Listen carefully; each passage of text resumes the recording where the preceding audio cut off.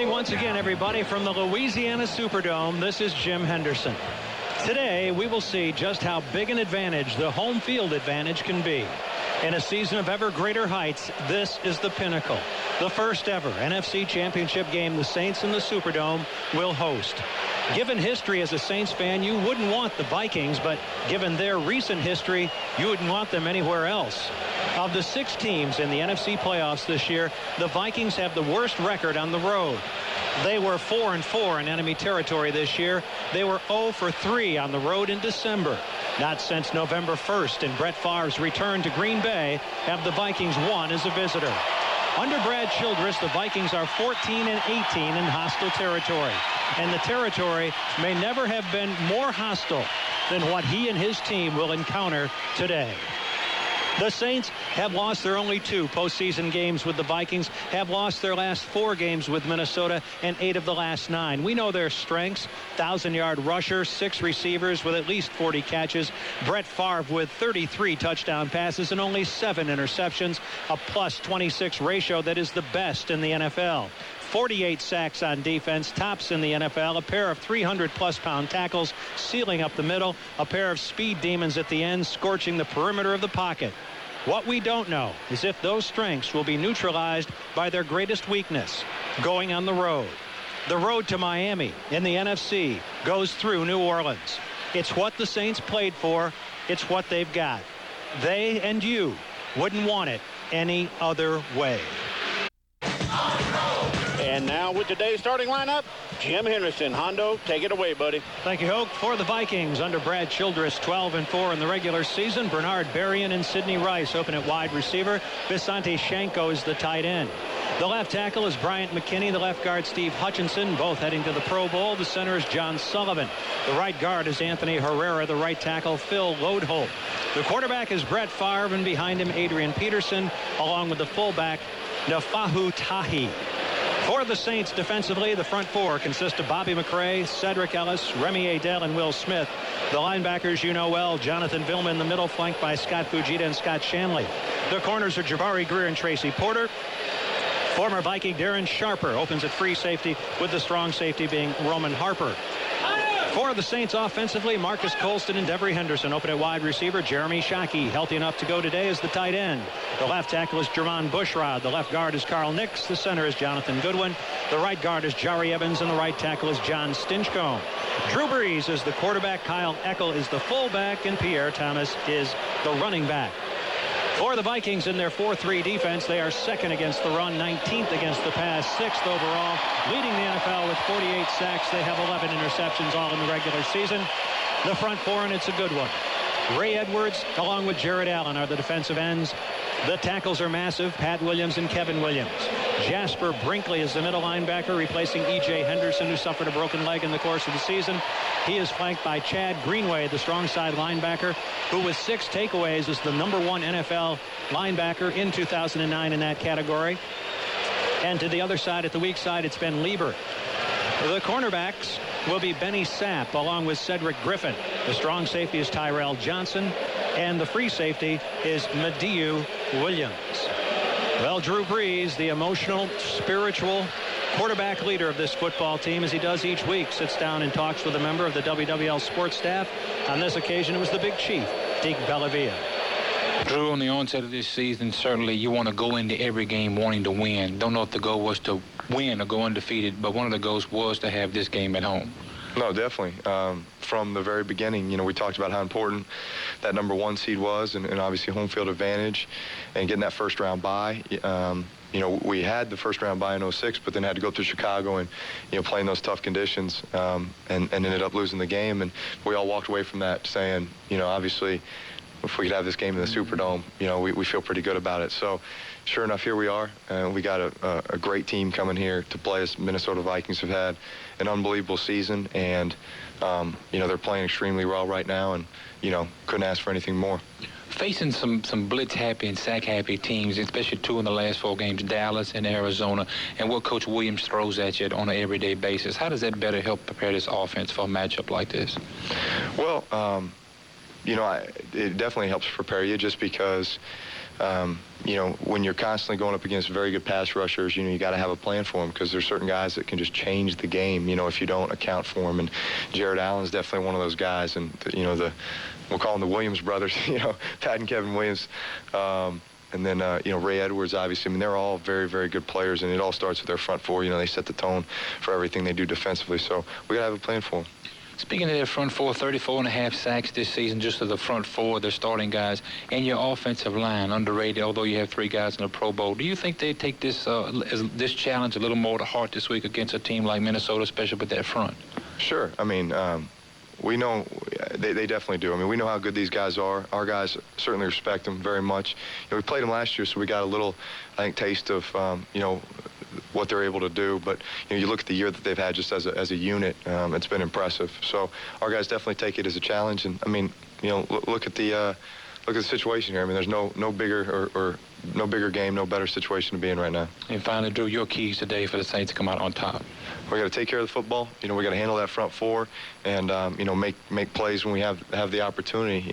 You know, this is a defense that typically keeps everything in front of them and doesn't allow you to make the big play. But you know, obviously, if they're going to pressure us, then you know, we got to be able to take advantage of those opportunities and be able to pick up the pressure and you know, try to be as balanced as we can. But in the end, take care of the football, convert third downs, and score points. All right, and the Drew Brees pregame interview was brought to you by Open Heart Jewelers. Well, what a great day to be New Orleanian. What a great day to be a Saints fan anywhere in the world that you are hearing our voices. What a special day it is in this city. I tell you what, Jim, and you know, it's really been going on all week long. I mean, today is just kind of like the pinnacle of the whole thing. But gosh, man, anywhere you went all week long, people were talking about the Saints. And there's no doubt in their mind the Saints are heading to Miami after tonight's ball game.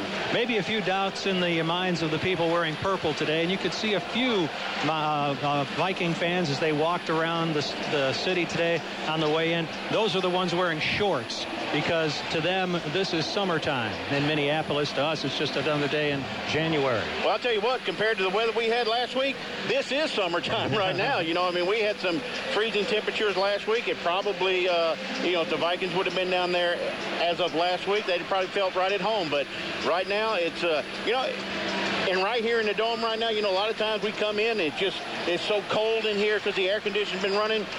That ain't the case right now. So many bodies have got in here. It's warming up pretty good.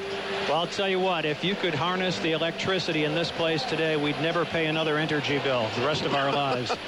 Well, no, I would. Trust me. The electricity's huge. Oh, I'm telling you. And Jim, you know, you look out there in the crowd and everything else, you see a little smattering of some white jerseys up there, but most of it is the black and gold. Well, the average margin of victory in the 8 playoff games prior to this afternoon was 17.1 points, the highest ever. It was a 13-point margin of victory in Indianapolis today, where the Colts defeated the Jets 30-17, and they have punched their ticket to Miami. They await the outcome of this one to see who their opponent will be. Well, during the course of the... Does it sound loud in here, or is it just me? Oh, no, it's just you. I don't hear a thing. I don't know what the problem is. Good gracious.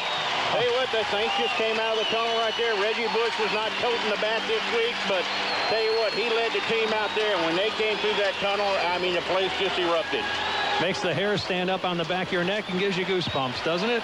Well, since I don't have any hair on the back of my neck, I don't have any on top of my head, but if I did, yes, it would be raised up. It gives your head goosebumps. That's right. Well, there are a lot of celebrities here today, and a lot of people that go back a long, long way with this organization. We saw John Meekum on the sideline before the game. Steve Sidwell stopped by our booth. It was great to see old Sid, the defensive coordinator under Jim Moore, all those years. Well, you know, and we kind of talked to him for a few minutes, and you know, if he comes up here in the booth, or if any coach comes up here in the booth, I mean, we're going to have to pick his brain a little bit. You know, Coach, what would you do in certain situations about containing Brett Favre and everything else? But I'm not going to allow them secrets out, because I'm sure Coach Sid would not want them to be out right now.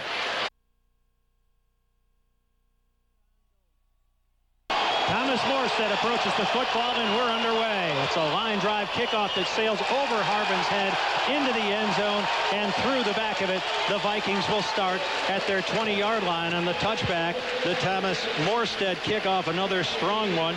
He had 27 touchbacks in the course of the regular season, 4th in the NFL.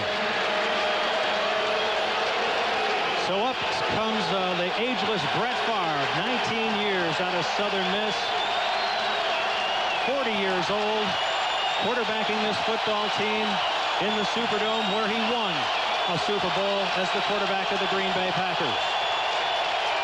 Adrian Peterson, the lone setback. Two receivers to the right. Berrien comes in motion, resets on the left side across from Tracy Porter. Favre, short set, throws over the middle, incomplete, intended for Visanthe Shiancoe, and down goes Favre as he's hit by Scott Fujita, coming in from his left outside linebacking position.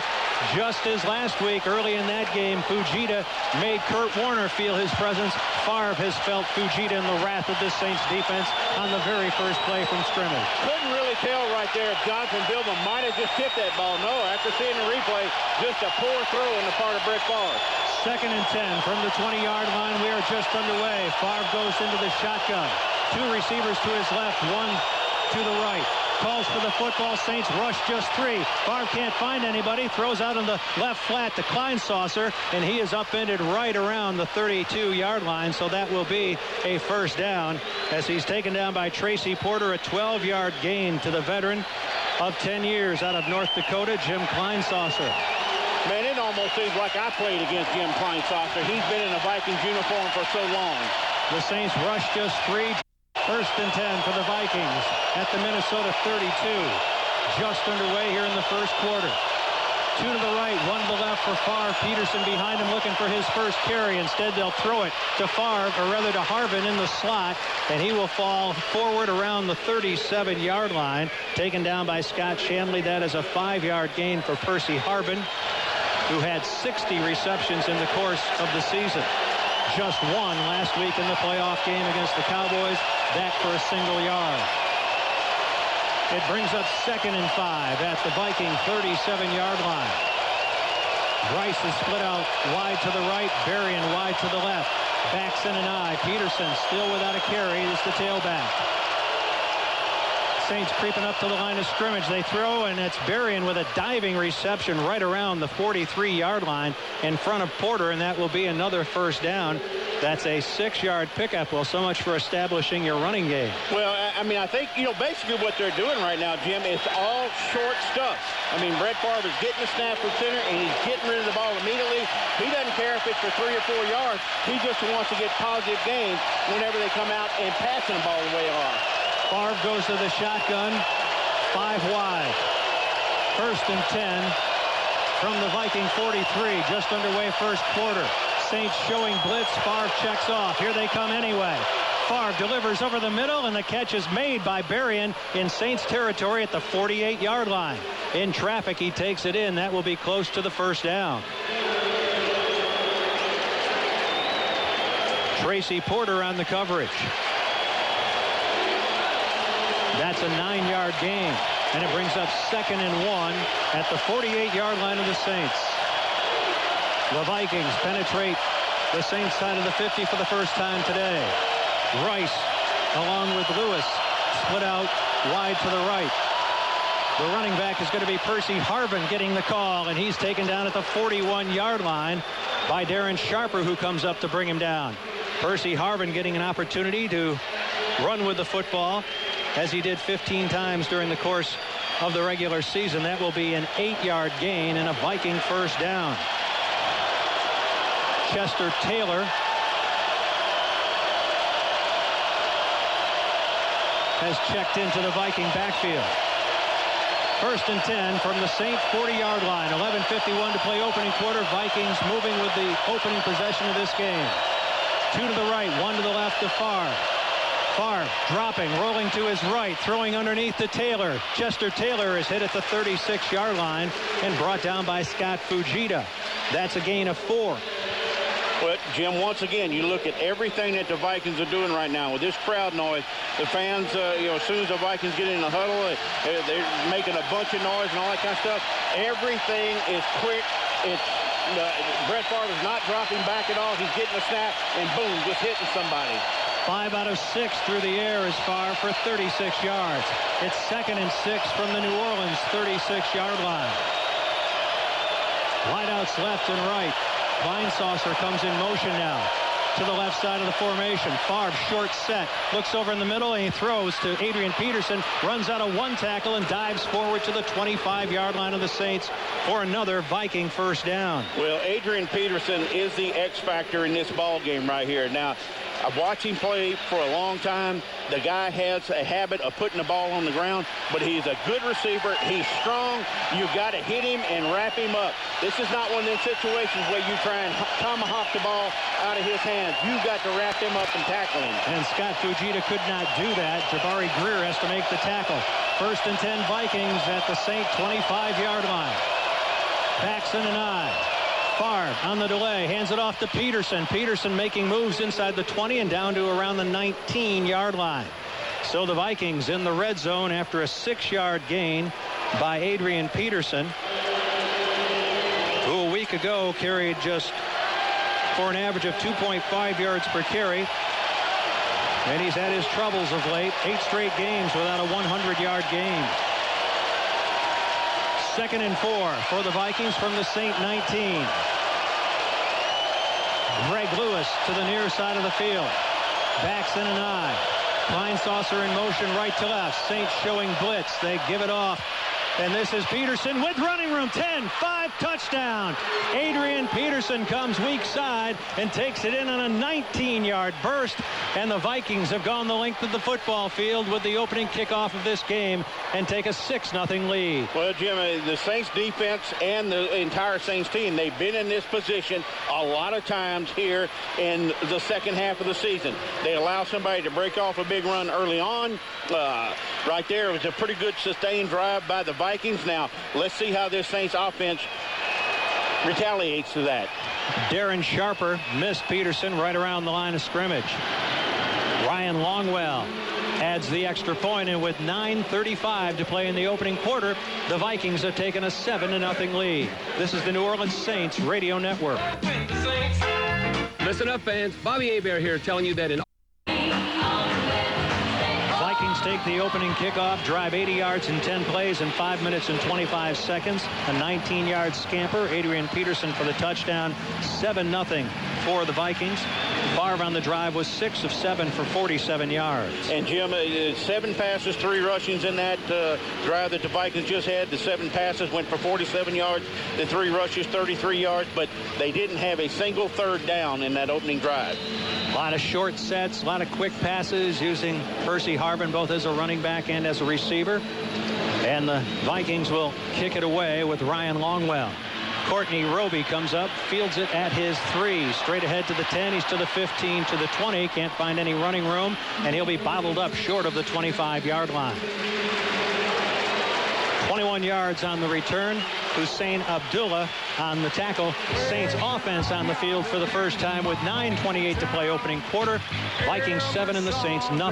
This is the New Orleans Saints Radio Network. Saints will start from their 24-yard line. Jeremy Shockey not in the starting lineup at the moment. It's David Thomas. Yeah, and the Saints are in the huddle right now waiting for action to start. They got 3 receivers. The 1 running back is Reggie Bush in there. So the Saints are coming out. Looks like a passing formation. Well, the Vikings quieted this crowd momentarily. Now it is up to the Saints offense to re-energize them.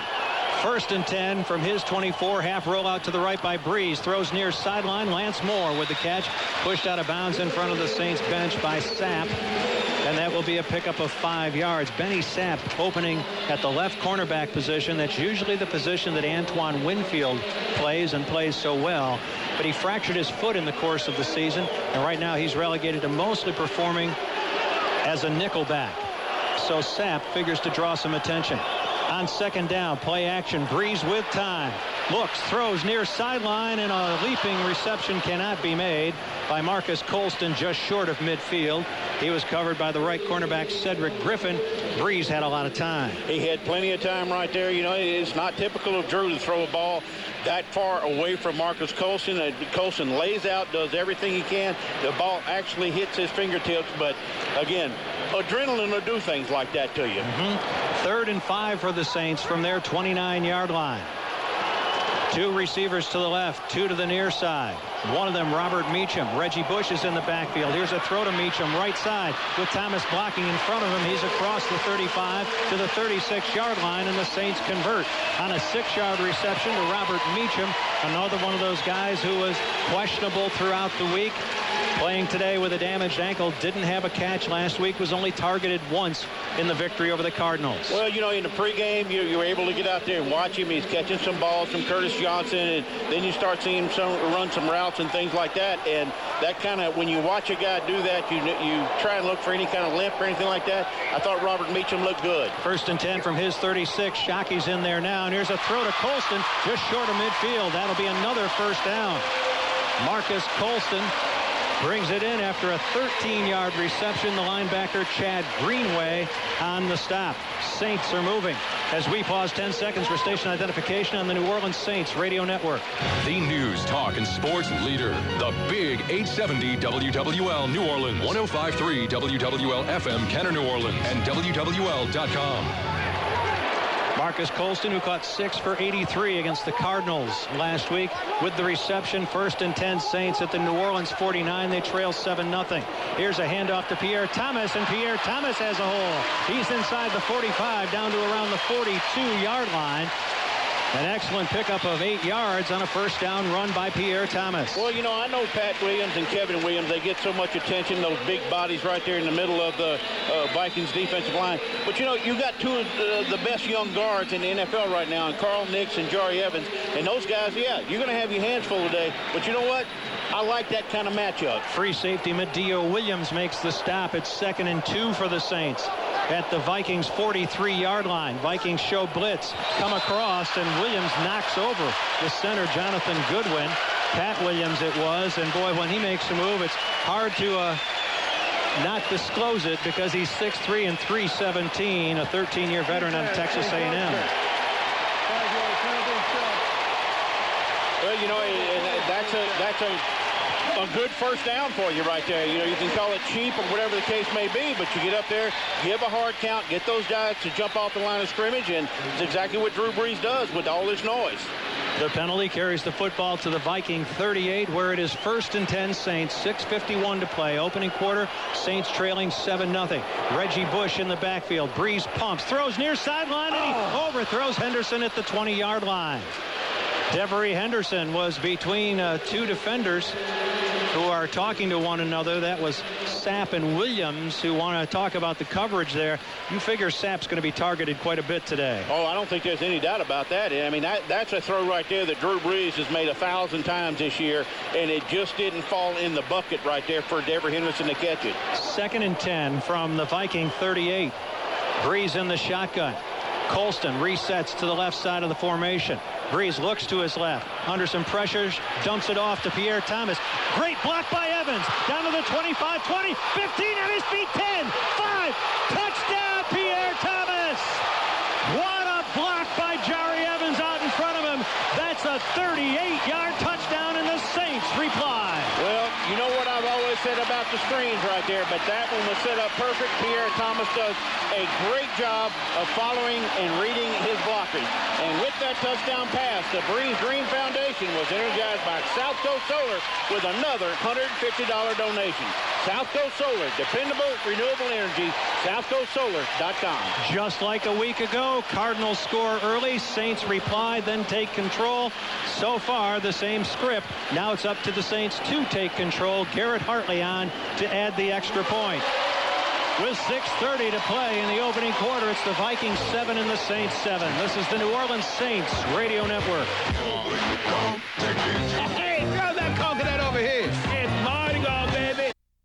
Welcome back to the Louisiana Superdome, where the Saints have just tied up the score at 7-7. And it's Hokie Gajan, Jim Henderson, and Kristian Garic with the River Parish Disposal Saints Sideline Report. Hokie, Jim pointed out the great block by Jari Evans. Also downfield around the 12-yard line, tight end David Thomas sealed that defender to the sideline, allowing Pierre Thomas to cut back against the grain and get it to the touchdown, into the end zone. Also, defensive coordinator Greg Williams telling his defensive linemen, if they're going to continue with those short passes, get your hands up and bat some balls down.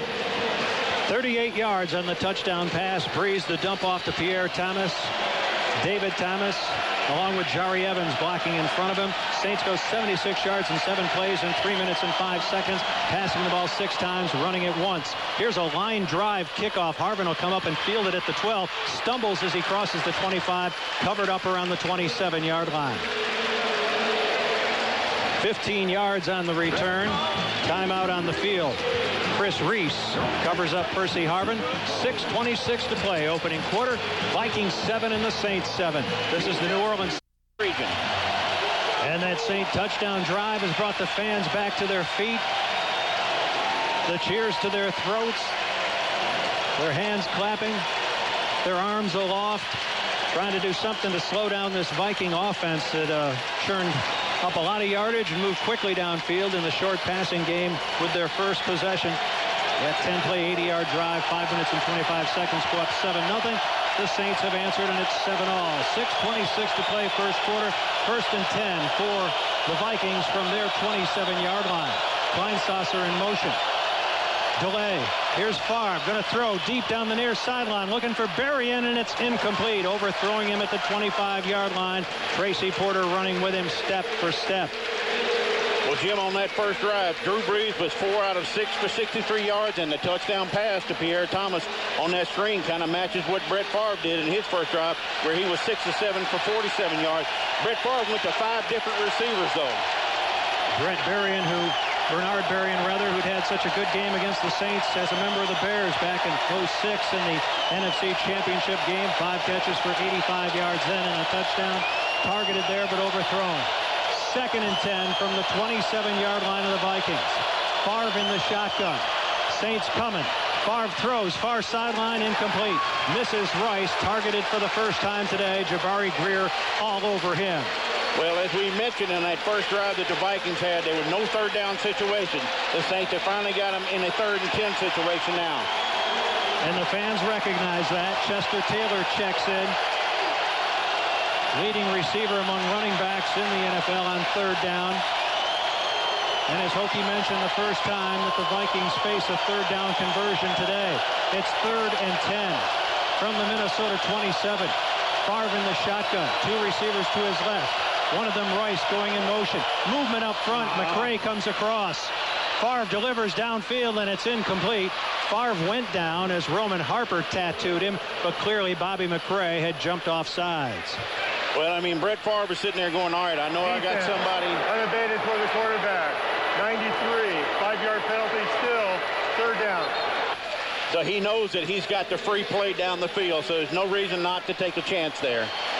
And for Roman Harper, no reason not to tattoo him once he delivers the football. So this is going to make it a little bit more difficult for the Saints defense. It's 3rd and 5 now from the 32-yard line of the Vikings. Adrian Peterson still in there, stands to the left of Favre. 2 receivers to the left, 1 to the far, that's Rice. Here's Favre looking, throwing over the middle, and it's incomplete. He misses on Rice, and there's a flag thrown late from deep in the secondary. The Saints are contending that ball was tipped. The first call that we see is holding, the initial indication.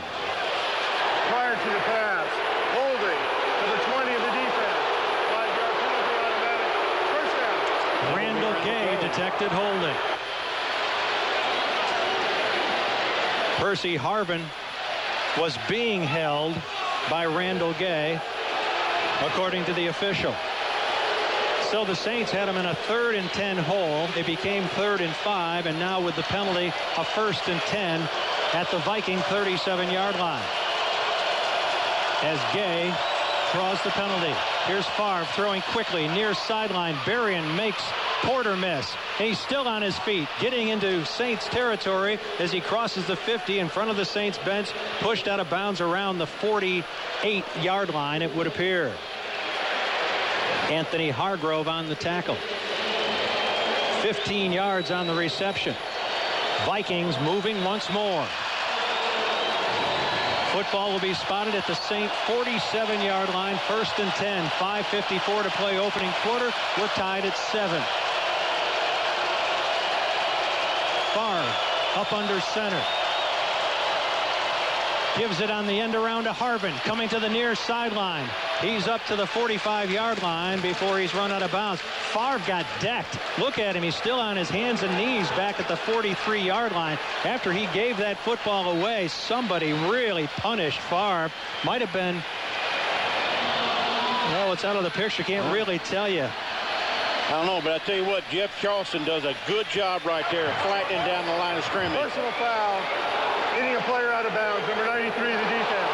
15-yard penalty. Well, that's 2 penalties on Bobby McRae in this one single drive. Yep, that's right. The offsides penalty and now hitting a player late. We were screened from that. It occurred right in front of the Saints bench, who were standing in between us and the action. So the Saints a little bit overly exuberant on defense right now, and it's hurting them. The penalty moves the football down to the Saint 31-yard line where it is 1st and 10. Saints have been penalized 3 times for 25 yards. 5:28 to play. Opening quarter. Vikings and Saints tied at 7. Shanko is going to be split out wide to the right. Harvin inside him in the slot. It's Rice to the near sideline. One back behind Favre. He gets the call. That's Peterson running weak side, and this time he is taken down by Darren Sharper, who comes up and drops him in the open field.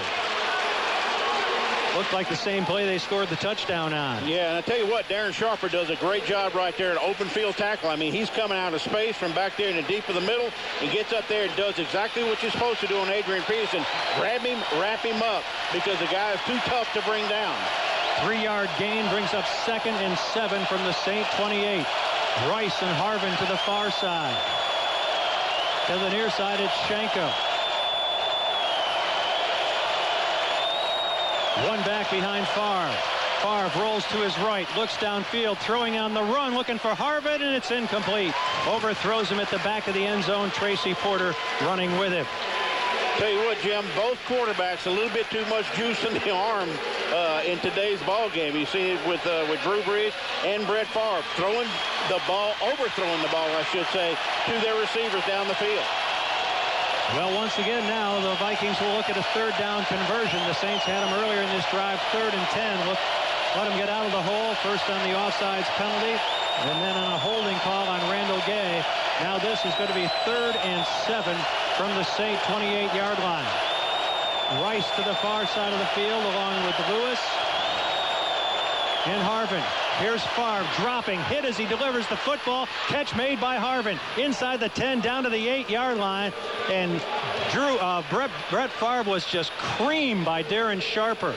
And he's got words for Sharper as Sharper heads back to the other side of the line of scrimmage. The referee, Pete Morelli, will have to help Favre get his shoulder pad back in his jersey, but that's a 20-yard reception. Well, but you know, that's 2 times now here in this series that Brett Favre has been a little slow getting off of the ground.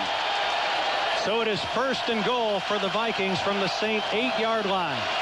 3:48 to play. Opening quarter, we're tied at 7.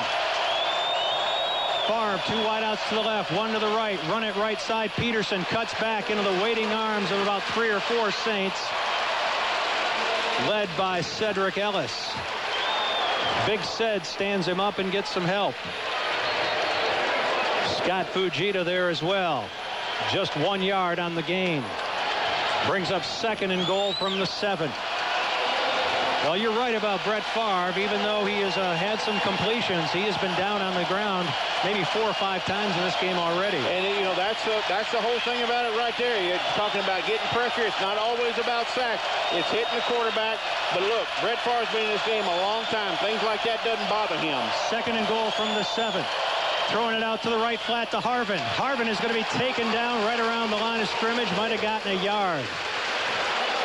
Good tackle in the open field by the Saints. Bobby McRae was there. Jabari Greer as well. That's a 2-yard gain. I think Jabari Greer was the guy that made the initial contact. Yep. I mean, his feet are so quick, and he collapses on that route so much, comes up there and makes the sure tackle. 3rd and goal from the 5-yard line. Rice split out wide to the right.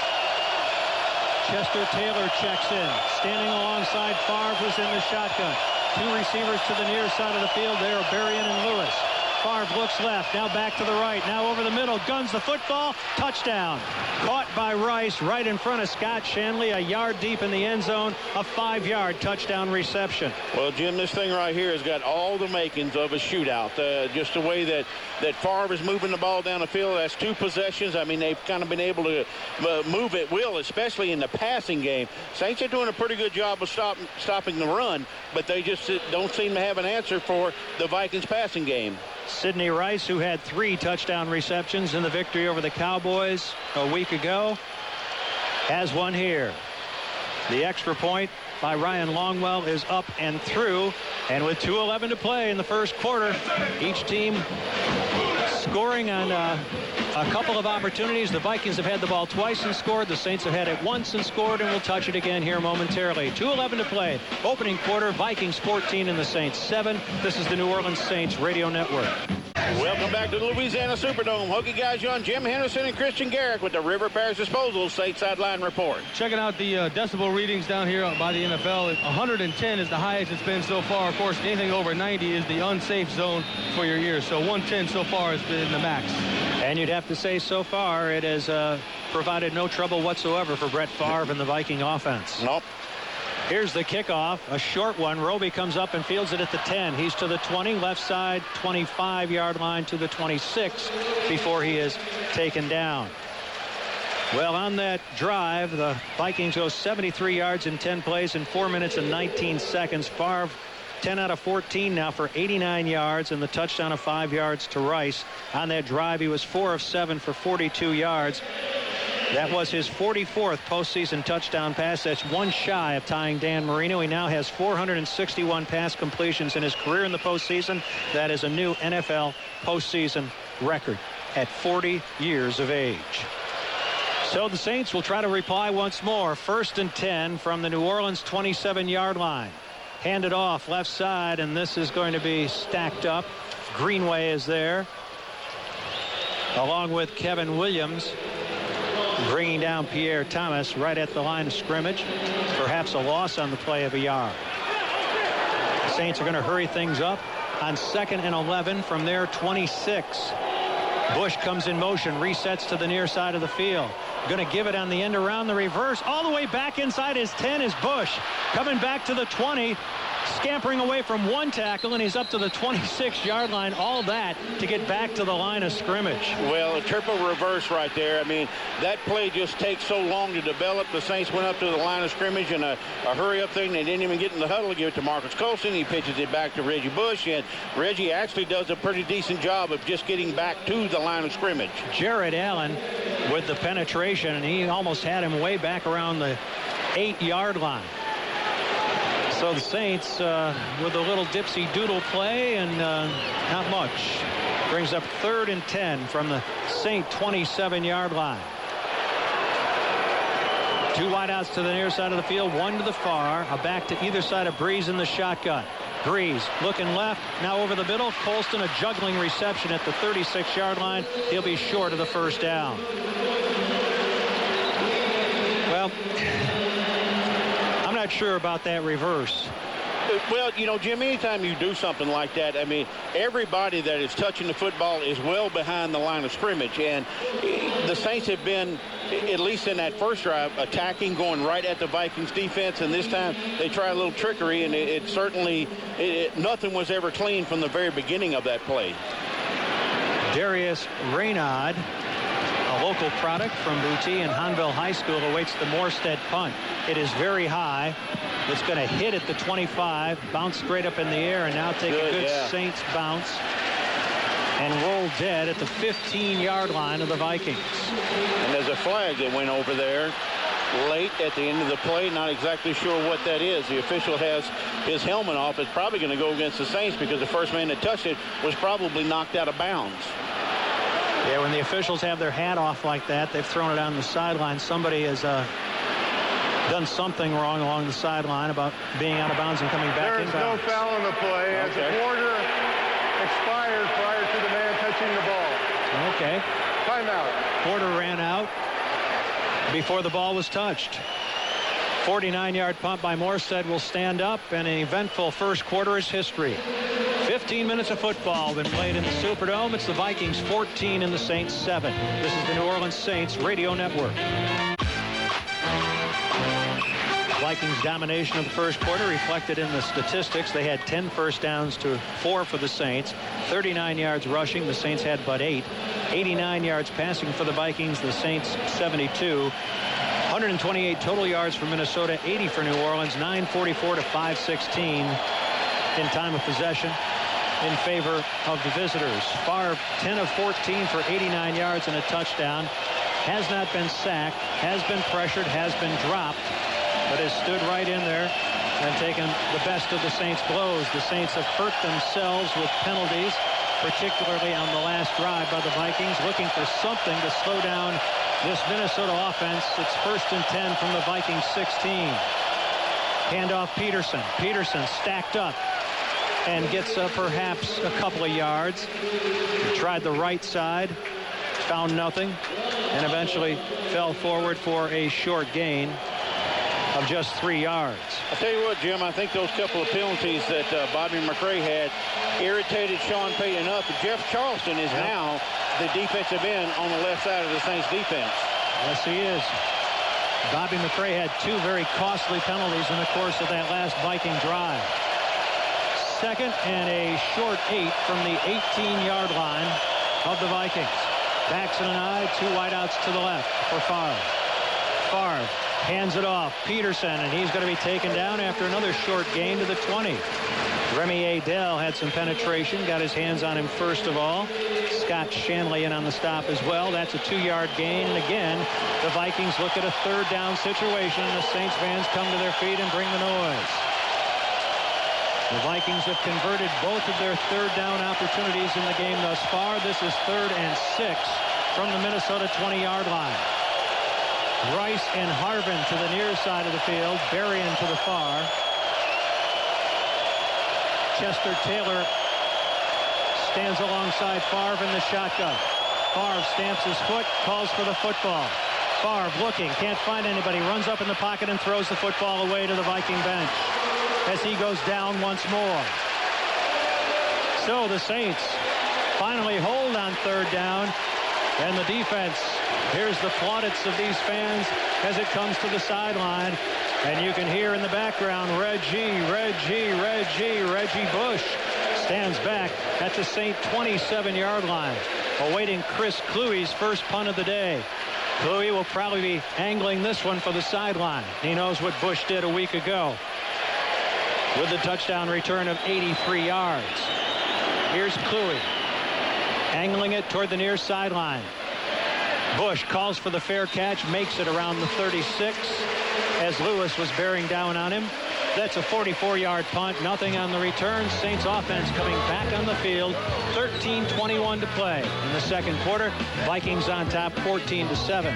This is Welcome back to the Dome, and let's go right down to Kristian Garic for a River Parish Disposal Saints Sideline Report. Saints defensive end Bobby McCray was on the field for that last 3rd down play in which the Saints held and forced the Vikings punt, but he was screaming at the official about he felt they should have flagged Brett Favre for intentional grounding. He was screaming at the official so bad, Will Smith had to come over and grab him by the arm and escort him off the field.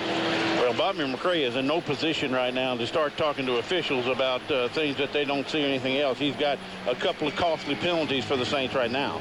no question about that. Drew Brees 5 out of 7 on the day for 72 yards and the touchdown of 38 yards to Pierre Thomas on the screen pass.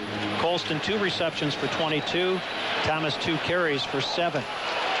1st and 10 Saints from their 36. Shockey resets to the right side of the formation. Backs offset. Brees drops, looks left, throws right, looking for Shockey, and it's incomplete at the 42-yard line. He was being covered by the middle linebacker Jasper Brinkley. They got the matchup they wanted there, but Drew has just been, perhaps because of the adrenaline, just a bit off target with some of his early throws. I mean, he's got the right guy. The guys are open. They got that step on a defender. He's just not dropping it in there like he normally does. But I tell you what, I've got all the confidence in the world in Drew Brees that he'll get that figured out before this game is over with. On each of their 3 possessions, the Saints have passed on 1st down to begin them. They do there, incomplete. 2nd and 10 from the New Orleans 36. Breeze rolls right, stops, tries to set up a screen to Thomas, and that is incomplete. There was some penetration by Kevin Williams, and that play really didn't look good from its very inception. Well, Drew, he just rolls out to his right, and again, just putting the ball a little bit too far in front of Thomas for him to be able to get 2 hands on the ball and catch it. He's missed 3 of his last 5, has Breeze, and he'll look at 3rd and 10 here from the New Orleans 36. 2 receivers to the far side, 1 to the near. Breeze in the shotgun. Vikings rush 4. Breeze steps up, throws over the middle. He's got Reggie Bush at the 40. Takes that tackler to the 35-yard line. Bush runs right over Madieu Williams and puts him on his back. Reggie Bush downfield in the passing game. Good for a 29-yard gain. Well, I'll tell you what, hard to tell if that was an option route by Reggie Bush coming out of the backfield, because you can do certain things when you come out of there. If the guy's playing you to the inside, you break it to the outside. If he's overplaying you to the outside, you take it in the middle. Nonetheless, Drew Brees hits him right in stride. Found him isolated against the weak side linebacker Ben Lieber. 1st and 10 for the Saints. Viking 36-yard line. Pierre Thomas left side. Thomas taken down around the 33-yard line as the free safety Madieu Williams comes up to chop him down. Let's pause 10 seconds for station identification on the New Orleans Saints radio network.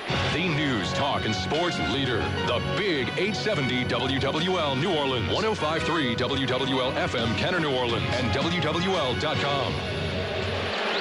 A 4-yard gain brings up 2nd and 6 from the Viking 32.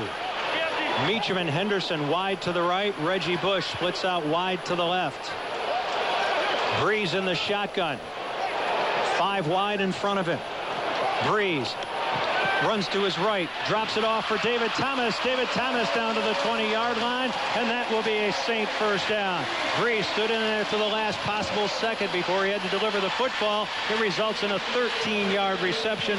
Chad Greenway on the tackle. Well, you can see David Thomas, as soon as he hooks up in the middle, he's kind of clapping his hands saying, Drew, I've got it. I've got enough yards for the first down. Drew sees him right off the bat and gets the ball to him immediately. Yeah, he was wide open over the middle. 1st and 10 for the Saints. The football rests at the Viking 21. 11-14 to play before halftime. Vikings on top, 14-7. Henderson to the near side. To the far, it's Colston. Streif comes in motion. They run it with Thomas inside the 10, and he's taken down at the 9-yard line. 1st and goal for the Saints on a 12-yard pickup. Madieu Williams brings him down. Zach Streif going in motion. Yeah, I mean, that's something you don't call very often, but Pierre Thomas makes one heck of a run right here, and you just you're hoping that he'll pull those legs out of that tackle right there, but a good 12-yard gain on that first down play. 1st and goal from the 9. Here's Breeze, play action, has to double clutch, now throws back of the end zone, leaping reception, touchdown for the Saints, Devery Henderson, a 9-yard touchdown strike. Well, with that touchdown pass, the Breeze Dream Foundation was energized by South Coast Solar with another $150 donation. South Coast Solar, dependable, renewable energy. SouthCoastSolar.com. Breeze bought time, rolled to his right, kept the play alive, spotted Henderson 9 yards deep in the end zone. The coverage by Benny Sapp, who was victimized. Henderson with the touchdown reception. Had one last week in the victory over the Cardinals. Garrett Hartley's extra point makes this a new ball game. With 10:30 to play before halftime, it's now the Vikings 14 and the Saints 14. This is the New Orleans Saints Radio Network. Well, Tonight's game is brought to you by Bud Light. Bud Light, official beer of the Saints. Saints go 64 yards in 7 plays in 2 minutes and 51 seconds. Drew Brees connects with Devery Henderson from 9 yards out. We're tied at 14. Saints fans back on their feet, dancing and swaying in the aisles as one, getting their crunk on us. I know you are too, Hoke. Well, you know me, Jim. I mean, I'm never one to lay down at a party. You got to get in here and got to get yourself involved. Percy Harvin stands back inside the 5-yard line awaiting Morstead's kickoff. End-to-end action in this one. The two highest scoring teams in the NFL providing a lot of offensive thrills. Knuckleball hits at the 9. Harvin has to go up and tip it in the air at the 2, bring it back down, and he's running with it to the 15. He'll be stacked up just short of the 20-yard line. Well, you know, you kind of look at what's happening right here with the special teams and stuff. The punters and the kickers, they both know how dangerous the opposing team's return man is. And you're seeing knuckleballs kicked off from Morstead. You're seeing high spiraling kicks from the punters, just trying not to get those Percy Harvin and Reggie Bush involved in the return game. Lionel Hamilton on the tackle after a 17-yard return. Favre is 10 out of 15 for 89 yards and a touchdown. Peterson has carried it 6 times for 33 yards and a 19-yard touchdown that opened the scoring. Vikings cashing in on the first drive of this game. Harvin is split out wide to the right. 2 receivers wide to the left of Favre, who opens in the shotgun. 1st and 10 from his 20-yard line. And the Vikings, perhaps in deference to the crowd noise, have to call their first timeout of the half. 10:22 to play, second quarter. Vikings and Saints tied at 14. This is the New Orleans Saints Radio Network. WWL and Bud Light. Brett Favre, who has not played in the Super Bowl since 1997, having won one here as a member of the Packers. Back in front of many of his old fans from the Gulf Coast region. Having called the timeout, they come back to the line of scrimmage. 1st and 10 at the Viking 20-yard line. Harvin resets in the backfield with Favre, who's in the shotgun. They fake to him. Favre rolls right, throws it back to Harvin left side. Tracy Porter brings him down on the far sideline after a gain of 5 yards. I'm going to tell you what, that's not an easy thing to do, bottle up Percy Harvin when he's out there in open field like that. Tracy Porter does a great job of going, okay, I got him, I got the boundary. That's my extra defender right there. Go up there, play it from inside out, knock that guy out of bounds. Chester Taylor checks into the backfield on 2nd and 4 from the Viking 26. Backs and an eye, wideouts left and right for Favre. Favre has not been sacked. Play action. Favre rolls to his right, going to dump it off on the screen pass to Taylor. Taylor has the first down across the 35 to the 36-yard line. That is what he is so good at, being a receiver out of the backfield. He had 44 catches in the regular season. He had 2 last week in the victory against the Cowboys. Scott Shanley on the tackle, but that's an 11-yard gain and a Viking first down. Well, I know a lot of things people can say about Brett Favre and everything, but the way that he just pulled the defense away from going to that screen on the right, the way that he looked left and pump fake. 1st and 10 for the Vikings from their 37-yard line. 9:15 to play before halftime. We're tied at 14. One back behind Favre, who throws a quick slant to Rice, and Rice goes up and gets it. Took a pretty good hit from Jabari Greer. Darren Sharper there as well.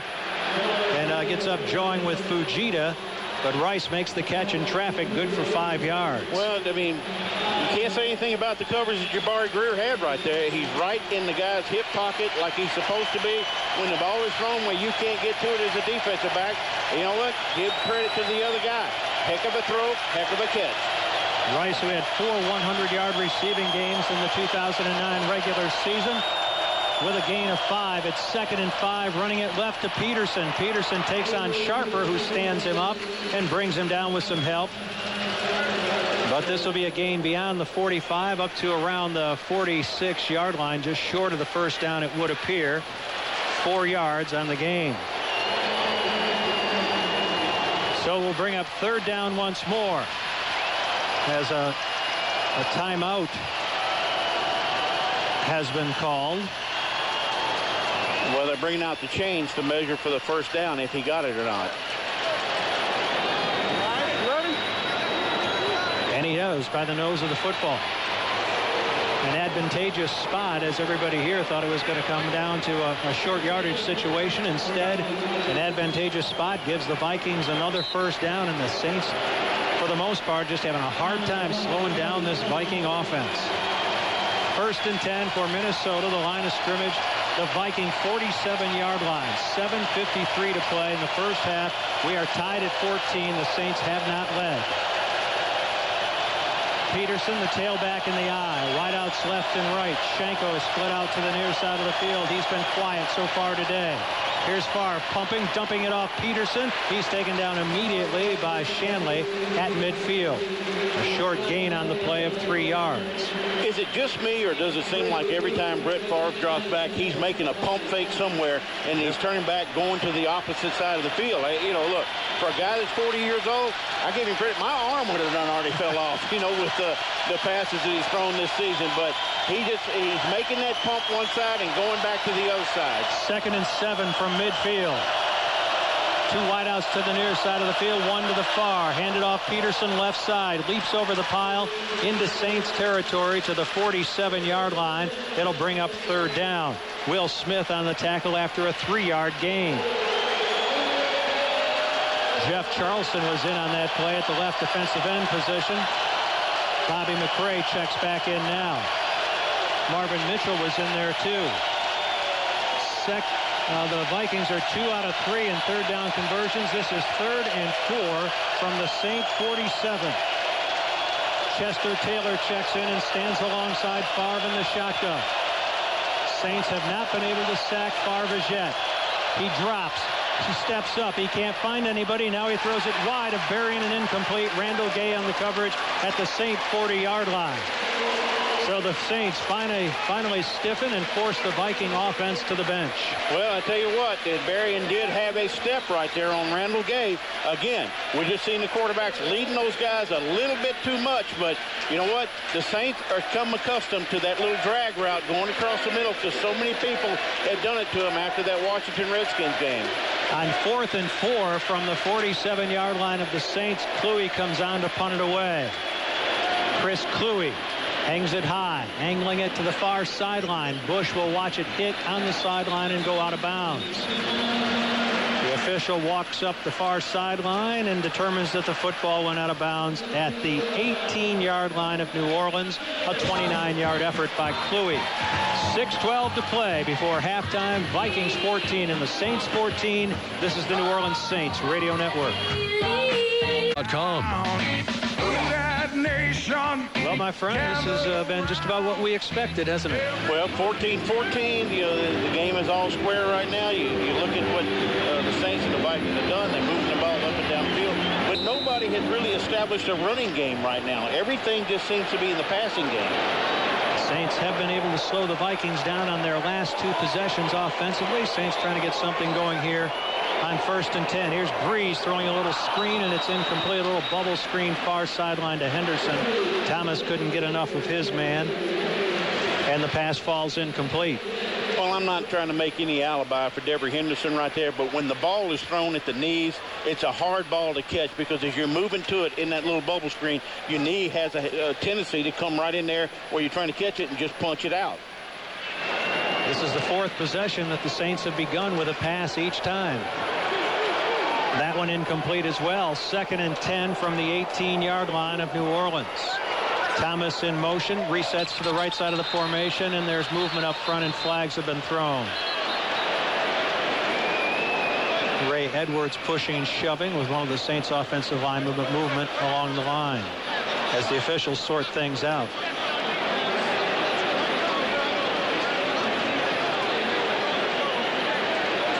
Our referee today is Pete Morelli. Neutral zone infraction. Defense, number 93, jumped into the neutral zone, causing the offense ball start. 5-yard penalty, 2nd down. I believe they said that was Kevin Williams, number 93. Yeah, I'm going to tell you what. I mean, I figured I was kind of watching what was happening in the secondary back there. Wasn't even paying attention on the defensive line. And I figured if they don't allow the play to go, then you figured it was against the Saints. But somebody flinching, something like that. False start. But, heck, we'll take the play however we can get it. Williams jumped into the neutral zone. The Saints offensive line responded, and the 5-yard mark-off goes against Minnesota, setting up 2nd and 5 for the Saints. From the New Orleans 23, here's Breeze, play action. He's going to throw it, and the pass is caught by Thomas down around his shoe tops as he crosses the 25 to the 27-yard line. A pickup of 4. Jared Allen and Ray Edwards combining on the stop. Well, this is going to be third and very short for the Saints, probably about a yard or so. I mean, David Thomas does a nice job of making the catch right there, but he didn't really have an opportunity to tuck the ball and run. We have seen Shockey targeted a couple of times. He is looking for his first reception. Zach Strief checks in for blocking help. Saints have but 2 tight ends available to them today in Shockey and Thomas. Saints are 2 out of 3 in third down conversions. This is 3rd and 1. Run it with Lionel Hamilton, and he is smacked down. Hit hard by the middle linebacker Jasper Brinkley, and he'll be short of the first down. In fact, that'll be a loss of a yard. So the Vikings stiffen defensively. The Saints bring in Lionel Hamilton, who's sort of become their short yardage specialist, and he is met stiffly by Jasper Brinkley, the 5th-round draft choice out of South Carolina, the rookie playing for E.J. Henderson out with the broken leg. Darius Raynaud out of Hanville High School awaiting the punt by Morstead. A boomer. And he'll call for the fair catch, make it back inside his 25-yard line. 51 yards on the Morstead effort. 4:42 to play before the half. And the Vikings and Saints are tied at 14. On their first 2 possessions, the Vikings ran 20 plays for 128 total yards and a couple of touchdowns. But in their last 2 possessions, 10 plays, 37 total yards. They've punted it away twice. Well, I mean, a couple of defenses, you're starting to get a few things figured out now and all that. But, you know, I still kind of go back to the special teams, Jim. Just look at the way the punters and kickers are keeping things away from Harbin and Bush. 1st and 10 from the 24-yard line of the Vikings. Brett Favre with backs offset, wideouts left and right. Hands it off to his running back Chester Taylor. He runs left side across the 25 up to around the 27-yard line. Scott Shanley brings him down. That's a pickup of 3. Taylor heads to the sideline along with the fullback Tahi as Adrian Peterson comes back in on 2nd and 7 from the Viking 27. Rice to the near side, Berrien to the far. Now Peterson goes in motion and splits out wide to the left. Favre in the shotgun. Saints rush just 3, drop 8. Favre throws over the middle, and it is incomplete.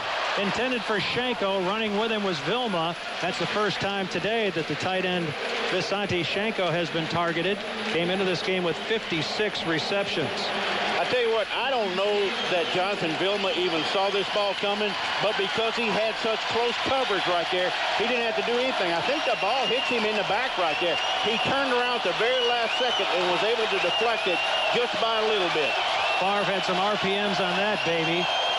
Vikings 2 out of 4 in third down conversions, looking at 3rd and 7 from the Minnesota 27. Favre in the shotgun. Taylor stands to his left.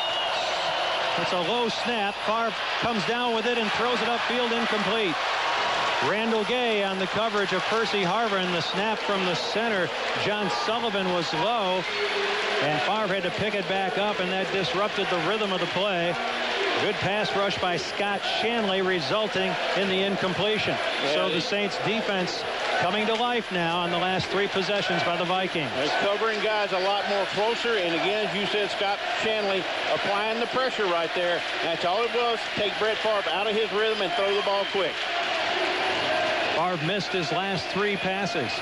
Here's Kluwe's punt. Very high and very short. Bush comes up, belatedly calls for the fair catch, and makes it at the 32-yard line.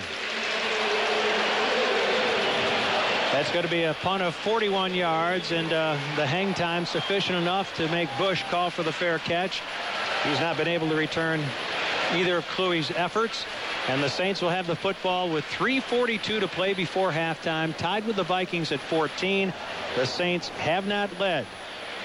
The Vikings went 80 yards on the first possession of this game. 19-yard touchdown run by Adrian Peterson. Saints countered with a 38-yard pass to Pierre Thomas and a 5-yard Favre to Rice.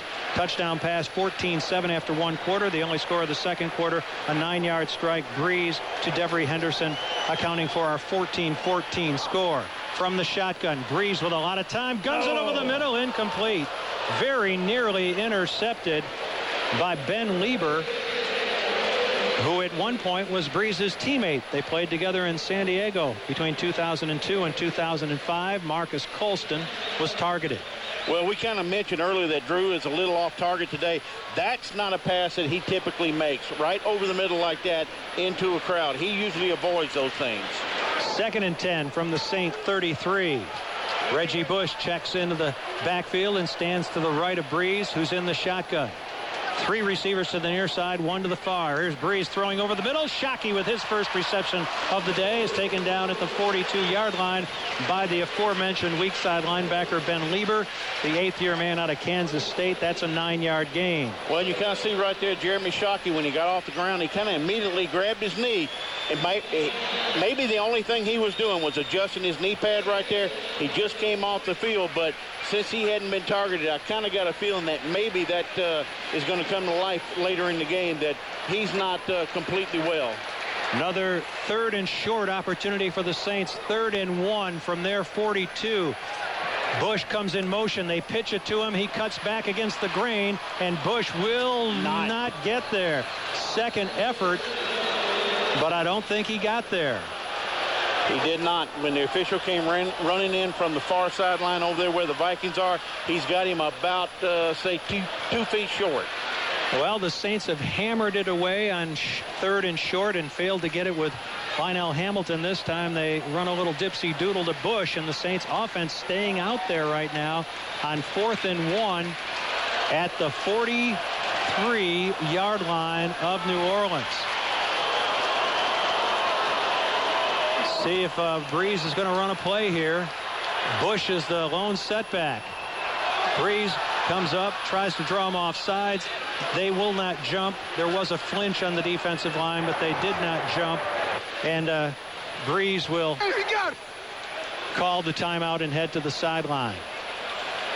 Saints trying to draw the Vikings off sides. And they just about delay did. Of game, offense, 5-yard penalty, still 4th down. Now, Breeze didn't get the timeout called before a delay of game penalty. So it'll be 5 more yards that Thomas Morstead will have in front of him. So a failure to convert in short yardage hurting the Saints in the last 2 possessions. They have been penalized as well 4 times now for 30 yards. Well, and you look right there. I mean, Drew Brees had the right idea. Try and give a hard count to that Vikings defensive line. He got somebody to flinch on the other side, but if you don't get into that neutral zone right there, you know, you kind of, it's a wasted play. So you take the 5-yard penalty and just line up and punt it. That is the 2-minute warning. Well, and since this is a 2-minute warning, here's your warning from the Louisiana Partners for Highway Safety, reminding everybody to buckle up. Vikings 14, Saints 14. This is the New Orleans Saints Radio Network. Thanks, number.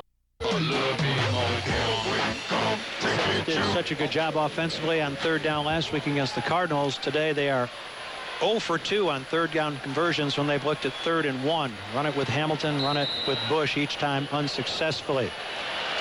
So here's Morstead to punt it away to Darius Raynaud, the Booty native. Morstead touches one off. Raynaud comes up, calls for the fair catch, juggles it, and now picks it back up and is slammed by one of the Saints. I think that was Jonathan Casillas. It was Casillas. Yeah, he called for the fair catch. The ball hit his hands, fell to the ground. You know, that's a difficult thing right there. I don't know that you can really blame Jonathan Casillas because that ball did hit the ground. And Raynaud dropped the ball, went down to one knee and got it. And as he was fondling the ball on one knee, he clearly was down, and Casillas blasted him from the left side. Personal foul. Number 52, the kicking team. 15-yard penalty, first down. Well, again, Jim, I'm going to stick to my point right there. The ball is on the ground. You don't know what's going to happen in a situation like that. Was it a late hit? There was no doubt about that. But the fact that after you make the fair catch and that ball hits the ground like that, then, you know, as a defender, you're coming in there trying to scoop that ball up, get something done. Saints have been penalized 5 times for 45 yards. 1st and 10 for the Vikings from the Minnesota 42. 1:52 remaining before the half. We're tied at 14. Favre, 2 receivers to his left, throws the slant to Rice and throws it behind him and incomplete.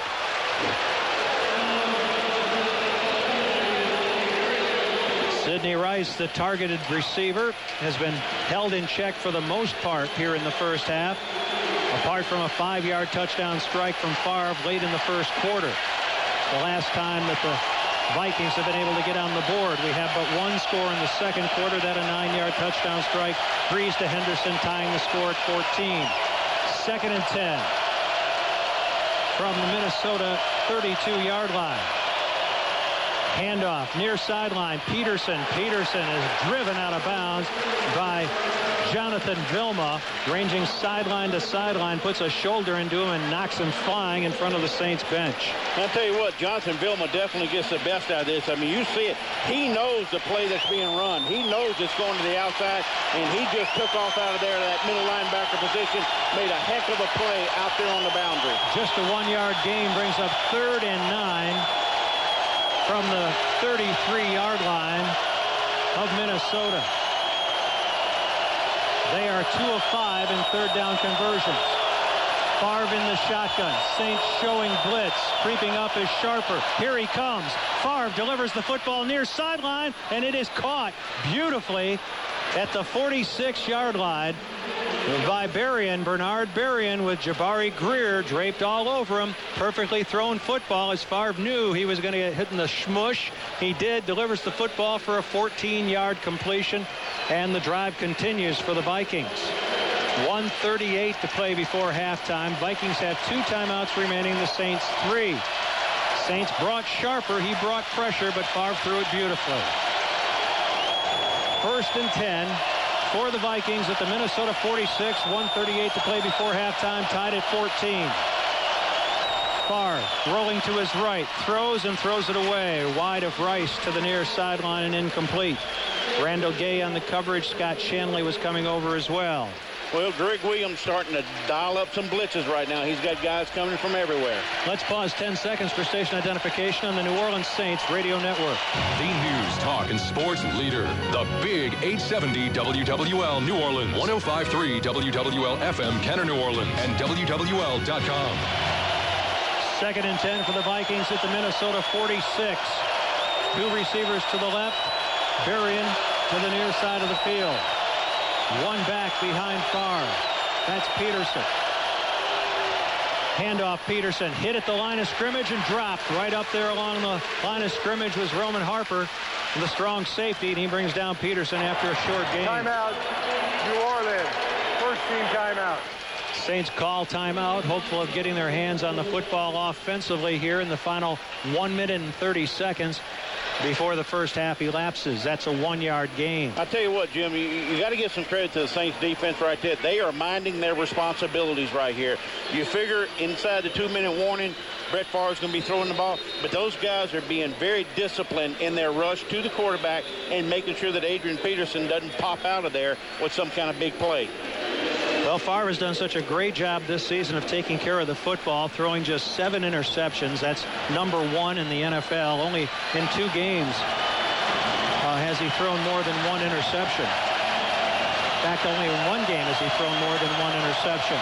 Chester Taylor checks in on 3rd and 9 from the Viking 47. Harvin and Rice to the far side of the field. Taylor and Berrien to the near side of the field. Favre in the shotgun. Comes up and denotes blocking assignments. Saints change up their defense. Here's Favre, dropping, looking, pumping, now throwing near sideline, and it's incomplete. Darren Sharper went up and took the feed out from underneath Bernard Berrien at the 35-yard line, and the Saints defense holds, and they're going to get their hands on the football here in the final 1 minute and 24 seconds of the first half, tied at 14. Yeah, and you know, depending on exactly what happens right here, Jim, you got the Saints with 2 timeouts. You know, can they do something with that? But again, going back to the way the punters and kickers are handling these 2 special teams unit, you're probably looking at Reggie Bush fair catching it. The Saints having a long field to go. Kluwe angling it to the near sideline. Breeze has an opportunity. Bush drops the ball. Bush has dropped the ball, and it's on the carpet. The Vikings are going to cover it down around the 10-yard line. Bush dropped the ball, and the Vikings have an opportunity. They should have called for the fair catch there. He didn't have enough room to do anything with it, but trying to make a big play. He drops the ball, and the Vikings cover it up. It's covered by a member of the kicking team. Cannot be advanced, but it is Minnesota football. First down. It was a muff that could not be advanced. A big hit was put on him by Eric Frampton, and then the recovery was made by Kenny Anatolu. And the Vikings have a great break, as it looked like the Saints were going to have some time left on the first half clock to do something. You know, and that's typically a situation right there, Jim, where they put Lance Moore back there for the sure hands just to make the fair catch. And so the Vikings have it 1st and 10 at the Saint 10-yard line. Kleinsasser in motion. Handed off to the tailback, Peterson. Runs out of a tackle, still on his feet. Battles his way down inside the 5, perhaps to the 4-yard line before he's knocked out of bounds. Adrian Peterson running hard as the Vikings trying to take advantage of a huge break provided by Reggie Bush. That's a 6-yard gain. Clock is stopped with 1 minute remaining. The Vikings will be looking at 2nd and goal from the 4-yard line as the Saints take a timeout. Well, we've seen this before with Reggie Bush. He giveth and he taketh away. Well, and, you know, it was kind of one of the things that we all talked about leading up to the game. You know, who commits the turnovers? Who makes the mistake? The Saints have already done that in the penalty category and right there now in the turnover category. And just not a smart decision on the part of Reggie Bush. He sits on the bench alongside Jamal Brown, the left tackle who's missed the entire season with a hip operation and a sports hernia, and Jeremy Shockey sitting next to him tries to console him. Reggie has been very much held in check apart from one 20-yard plus reception downfield. But as a punt returner and a running back, he has not been able to do much here in the first half. 2nd and goal from the 4-yard line. Backs offset. Give it to Peterson. He drops the ball. The Saints have covered it up at the 9-yard line. And so the Saints get the football back. What a huge turnover there, as there was a missed handoff between Favre and Peterson, and Scott Fujita comes up with the football. You know, Adrian Peterson, that is his big downfall right there, that he will put the ball on the ground. He's got size, he's got speed, he's got power, he can catch the ball coming out of the backfield. There's a lot of things about him, but the one thing that is killing Adrian Peterson is he will cough it up. Fumbled 7 times during the regular season and lost 6 of them. A loss of 6 yards on the missed handoff. They had it at the 4. The Saints get it back at the 10 with less than a minute to play here in the first half. Tied at 14, but the Saints avert a near disastrous situation. And Bush is back in there. Reggie Bush gets the handoff, perhaps to build up some confidence in him. He's stopped short of the 15-yard line by Jared Allen. Well, I'll tell you what, I mean, if I'm Sean Payton right there, I appreciate that call if I'm the running back, because I say, the coach still has confidence in me. I can make something happen. Now, you know, that wasn't anything where they sent him on a deep route to try and make some kind of spectacular play, but he gives the ball to Reggie Bush right after the turnover right there to say, I still got confidence in you. 2nd and a long 5 from the 15. They'll give it off to Bush again. He slips a tackle in the backfield and barely gets back to the line of scrimmage, perhaps to the 16-yard line. Give him 1 on the carry, and the Saints will allow the final seconds of the first half to come off the clock and go to the locker room tied with the Vikings at 14. The Saints will be returning the second half kickoff. 30 minutes remain in regulation. Who will go to Miami to join the Indianapolis Colts in Super Bowl 44? 14-14 is our score here, and this is the New Orleans Saints Radio Network. The international Longwell, and it'll be taken in at the 2-yard line by Courtney Roby. Back to the 20, puts his head down, bounces off a tackle, tries to break it outside and does. He's up to the 40. He's running 45 midfield. He's still at his feet and taken down inside the 40-yard line of the Vikings. A terrific return by Courtney Roby of 60 yards. Asher Allen brings him down. At least I think it is. That might be from the halftime. It is a flag. The official just picked it up, but I did not hear what the call was. They just said no There's foul. no foul in the play. Okay. All right, good. So the run by Roby stands, and that's an electrifying beginning to the second half. You might remember him taking back the second half kickoff in St. Louis for a touchdown. Yeah. But, I mean, after all the halftime presentation and everything else, I didn't know if that was some of the pom-poms left out there in the middle of the field or not, but it was a flag, but no call. 1st and 10 for the Saints at the 37-yard line of the Vikings. Here's Breeze, play action, throws over the middle, catch made by Thomas. How did he hold on to that ball at the 21-yard line? He was nailed immediately by Mediu Williams, but that ball was thrown right on target by Breeze and good for 17 yards. I tell you what, those exact words are fixing to come out of my mouth. I mean, that ball was thrown, and as soon as he touches it, he gets hit. And the fact that David Thomas held on to that, I'm going to tell you what, that's an outstanding catch. And it gives the Saints a first down at the 20-yard line. 1st and 10 New Orleans at the Viking 20-yard line, just underway, third quarter, tied at 14. Pierre Thomas, the lone setback, gets the call right side. Thomas shrugs off one tackle, battles his way inside the 15, down to the 14-yard line. That'll be a pickup of 6. Kevin Williams on the stop. Well, yardage is tough to come by in there in the middle against that Giants defense, but I tell you what, Pierre Thomas ain't backing down from it, and neither are the Saints interior linemen. With Jari Evans in there, Carl Nix, and Jonathan Goodwin, they're getting some push on those guys. On 2nd and 4, they'll run it left with Thomas inside the 10 to the 9. That should be enough for a first down, Jim. Tripped up by Jared Allen. Looks like it will be. That's a pickup of 5. So the Saints, who threw the ball oftentimes on first down in the first half, and as Hokie mentioned, only 9 runs in the first half for this team that only ran 25 plays from the line of scrimmage. But now Thomas runs it effectively inside the 10, and it's 1st and goal New Orleans from the 9-yard line. 13-12 to play, third quarter. We're tied at 14. Lance Moore is split out wide to the left. Zach Strief comes in motion. Handed off. Thomas, big hole right side. Pierre Thomas all the way to the goal line. Yeah. He's in! Pierre Thomas from 9 yards out, and the Saints take the lead for the first time today. And tell you what, you can credit that whole thing to Reggie Roby right there on the kickoff return. Got back there, made some people miss, hit people, bounced off of them, got the Saints in good field position, and then after that, look what the Saints did. They ran the football, got it into the end zone. Taking control of the line of scrimmage, which had oftentimes belonged to the Vikings in the first half. The Saints, sparked by the kickoff return of Roby to start the second half, put it in the end zone and take the lead. Pardon me, I said Reggie Roby. It's Courtney Roby. I'm sorry, but anyway, Courtney Roby is the guy that got this whole thing started. Garrett Hartley's extra point is up and through. And with 12:56 to play in the third quarter, it's now the Saints 21 and the Vikings 14. This is the New Orleans Saints Radio Network.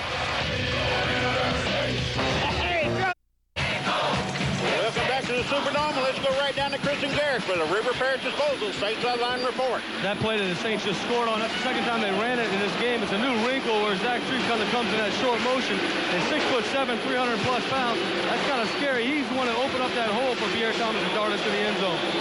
That will get your attention as a defensive back. As we mentioned, the Saints again today with only 2 tight ends up, David Thomas and Jeremy Shockey. So the Saints, after the 61-yard Courtney Roby kickoff return to open the third quarter, take it in 37 yards in 4 plays in 2 minutes and 4 seconds from 9 yards out. On Pierre Thomas taking it in for the go-ahead touchdown. Saints up 21-14. Well, for whatever it's worth, that's their first ever lead in an AFC Championship game. And last time was up there in Chicago. So I don't know, Saints got a little something going on their side. And these fans right back in it now, on their feet, getting crunked as Thomas Morstead prepares to kick it away. Morstead steps into it, and it's a dandy. Harvin retreats, takes it in over his shoulder, 5 yards deep in the end zone. slams the football down in disgust. I don't know who he's been watching kick off because he's been standing around the 10-yard line. You know, Jim, I was kind of thinking the same thing. It's like, man, you know, there's no wind in here. And Thomas Morstead, I mean, if you've been paying attention to special teams tape and everything else, he consistently puts the ball around the goal line. But I don't know what it is about Percy Harvin moving up that far. Averaged 27.5 yards per return, had 2 touchdown returns in the kickoff return game, won 101 yards, but the Saints have held him in check so far today. 1st and 10 for the Vikings from their 20-yard line as Favre and the Vikings trail for the first time today. Here's Favre, short set, throws, Rice makes the catch on his feet at the 30, dives forward to around the 32-yard line. Vilma tripped him up. But that's a pickup of 12 yards. Scott Shanley credited with the tackle. So Sidney Rice seeing some activity. It was he who caught a 5-yard touchdown pass in the first quarter, the last time the Vikings were able to put anything on the board. 1st and 10 at the 33-yard line of Minnesota. 12:23 to play, third quarter. Saints blitzing. Here's the handoff. Peterson dances away from a tackle. Still on his feet, but getting him around the ankle and bringing him down finally is Tracy Porter. He's a slippery customer, but Porter comes up and eventually brings him down with an ankle tackle, limiting him to just a 1-yard gain. Darren Sharper missed Peterson initially.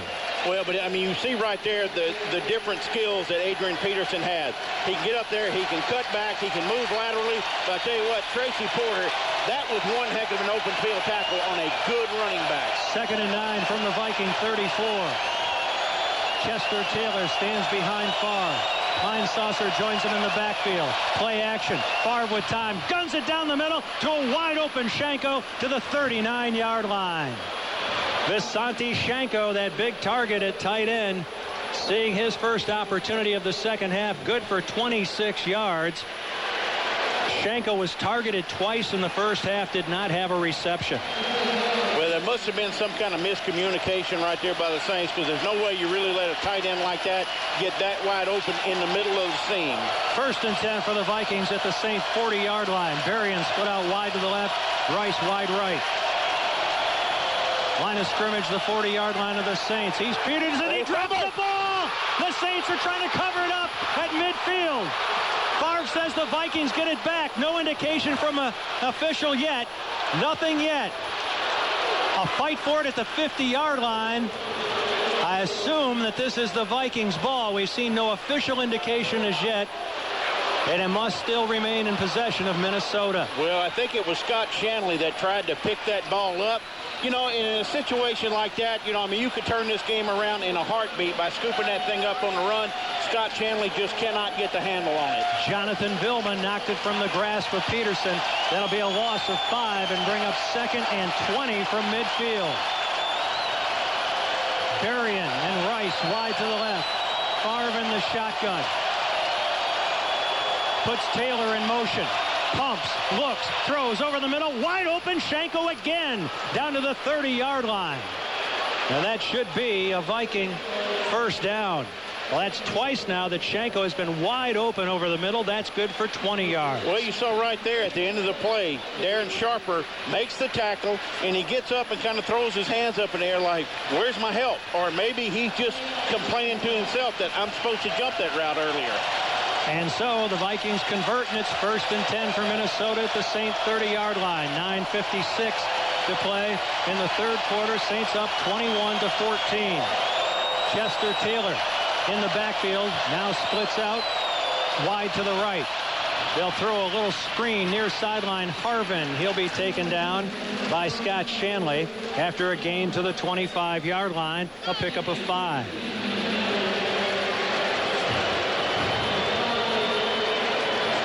So that's where the Vikings will have it with 2nd and 5 at the 25-yard line of New Orleans.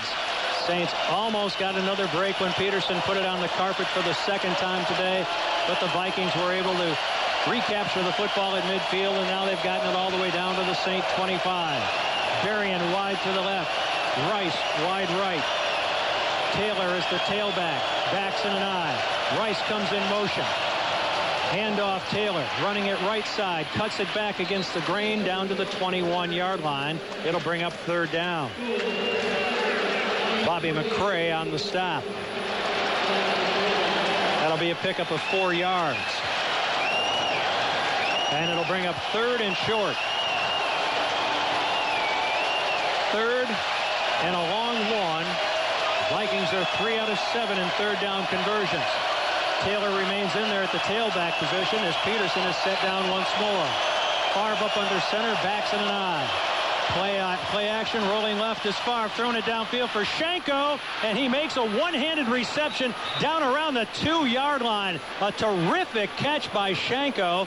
It's going to be first and goal for the Vikings as Tracy Porter was on the coverage. That's a 20-yard gain and a perfectly thrown ball. A one-handed reception by the big tight end. Yeah, and Bert Favre rolling out to his left right there, and he just drops it right down there in the bucket. And I'll tell you what do you say right there? Is Tracy Porter out of position? Anything like? I mean, he's right where he's supposed to be.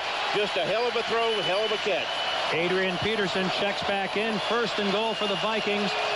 The ball rests inside the 2-yard line. Backs in an eye, ends in tight.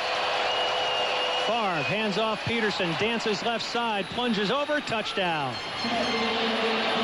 A 1-yard touchdown plunge by Adrian Peterson, and this crowd is stilled once more as the Vikings answer the Saints score with one of their own. 7:35 to play third quarter. With the extra point by Longwell, we'll be tied up once more at 21. Well, Jim, you sit around and you talk about all the what-ifs that happen during the course of a football game. And Scott Shanley just jumps on that football and recovers the fumble. But you know what? With the way that the Saints defense have performed this year, scooping up things, interceptions, returning it for a touchdown, I can't blame him for trying to scoop it up. Longwell adds the extra point, and we've got a new ball game once more. With 7:35 to play third quarter. It's the Vikings 21 and the Saints 21. This is the New Orleans Saints Radio Network.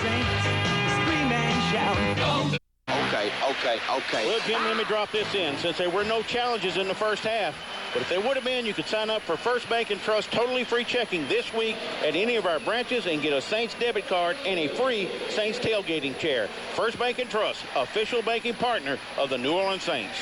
Well, the Vikings answer the challenge of the Saints' go-ahead touchdown to begin the third quarter with a drive of their own that results in 9 plays, 80 yards, 5 minutes and 21 seconds.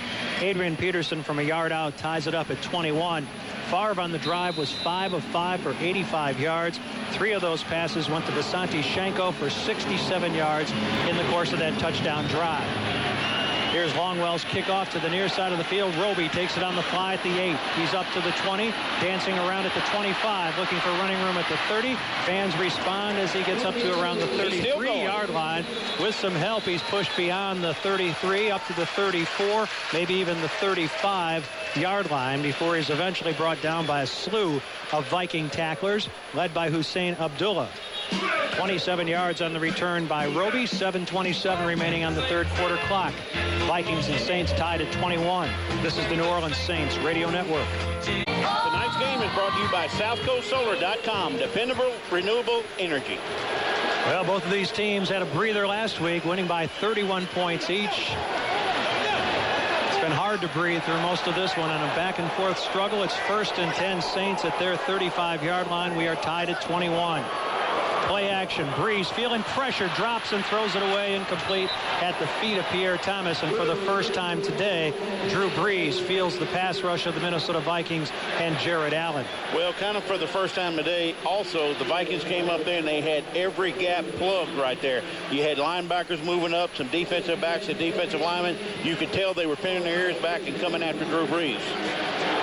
This is a team that led the NFL in sacks with 48. Neither Brees nor Favre was sacked in the first half. 2nd and 10 Saints at the New Orleans 35. Brees in the shotgun. Hands it off inside Reggie Bush. He takes it north-south across the 40 up to the 41-yard line. That's a pickup of 6. Pat Williams on the stop. Bush in the first half was held in check on the ground, running it 4 times for just 6 yards, an average of 1.5, 4 yards his longest carry, so that's his best carry of the day there. Good for 6, and the Saints look at 3rd and 4 from their 41. They are 2 out of 5 in third down conversions today. Meacham is split out wide to the right. Henderson to the near side of the field. Colson in the slot to the right. Breeze in the shotgun. Here's Breeze going to throw near sideline. A juggling reception cannot be made by Reggie Bush. It would have been very close to the first down, but he couldn't haul it in right in front of the Saints bench. And so on comes Thomas Morstead. So each time you think one team has the momentum, it shifts quickly back in the other direction. Yep. You know, and right there again, I mean, we're kind of seeing Drew Brees a little bit off his mark, and I don't, you know, it's certainly not because the Vikings are getting so much pressure on him, because as you said just a couple moments ago, that was the first play that they really had gotten his face. Wholesale movement up front as both teams jump. Now, if this is the Vikings offsides, this will be a first down. Jason Kyle pleads his case, the snapper for the Saints. The officials still huddling around the 32-yard line. Lots of Saints pointing in the other direction. A couple of the Vikings counter with gestures of their own, and still nothing from the officials. Now we know. Ball start. Number 57, kicking team. 5-yard penalty still, fourth down. Jason Kyle, the deep snapper, guilty of the false start.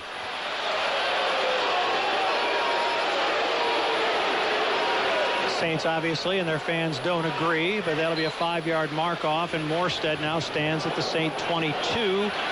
Darius Reynaud awaits the punt. It's a dandy. Driven to the near side of the field. Reynaud's going to field it way back at the 1-yard line. Back to the 5, to the 10, and he'll be taken down there. And that is Scott Fujita playing on special teams, able to bring him down at the 10-yard line. A 63-yard punt by Morstead and a 9-yard return. Timeout on the field with 6:29 to play, third quarter. The Vikings 21 and the Saints 21. This is the New Orleans Saints Radio Network.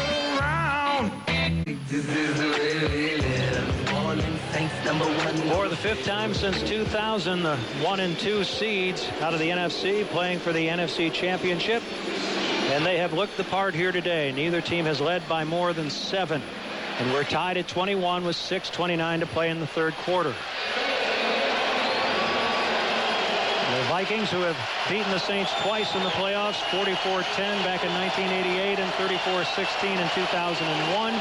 One time here, one time there.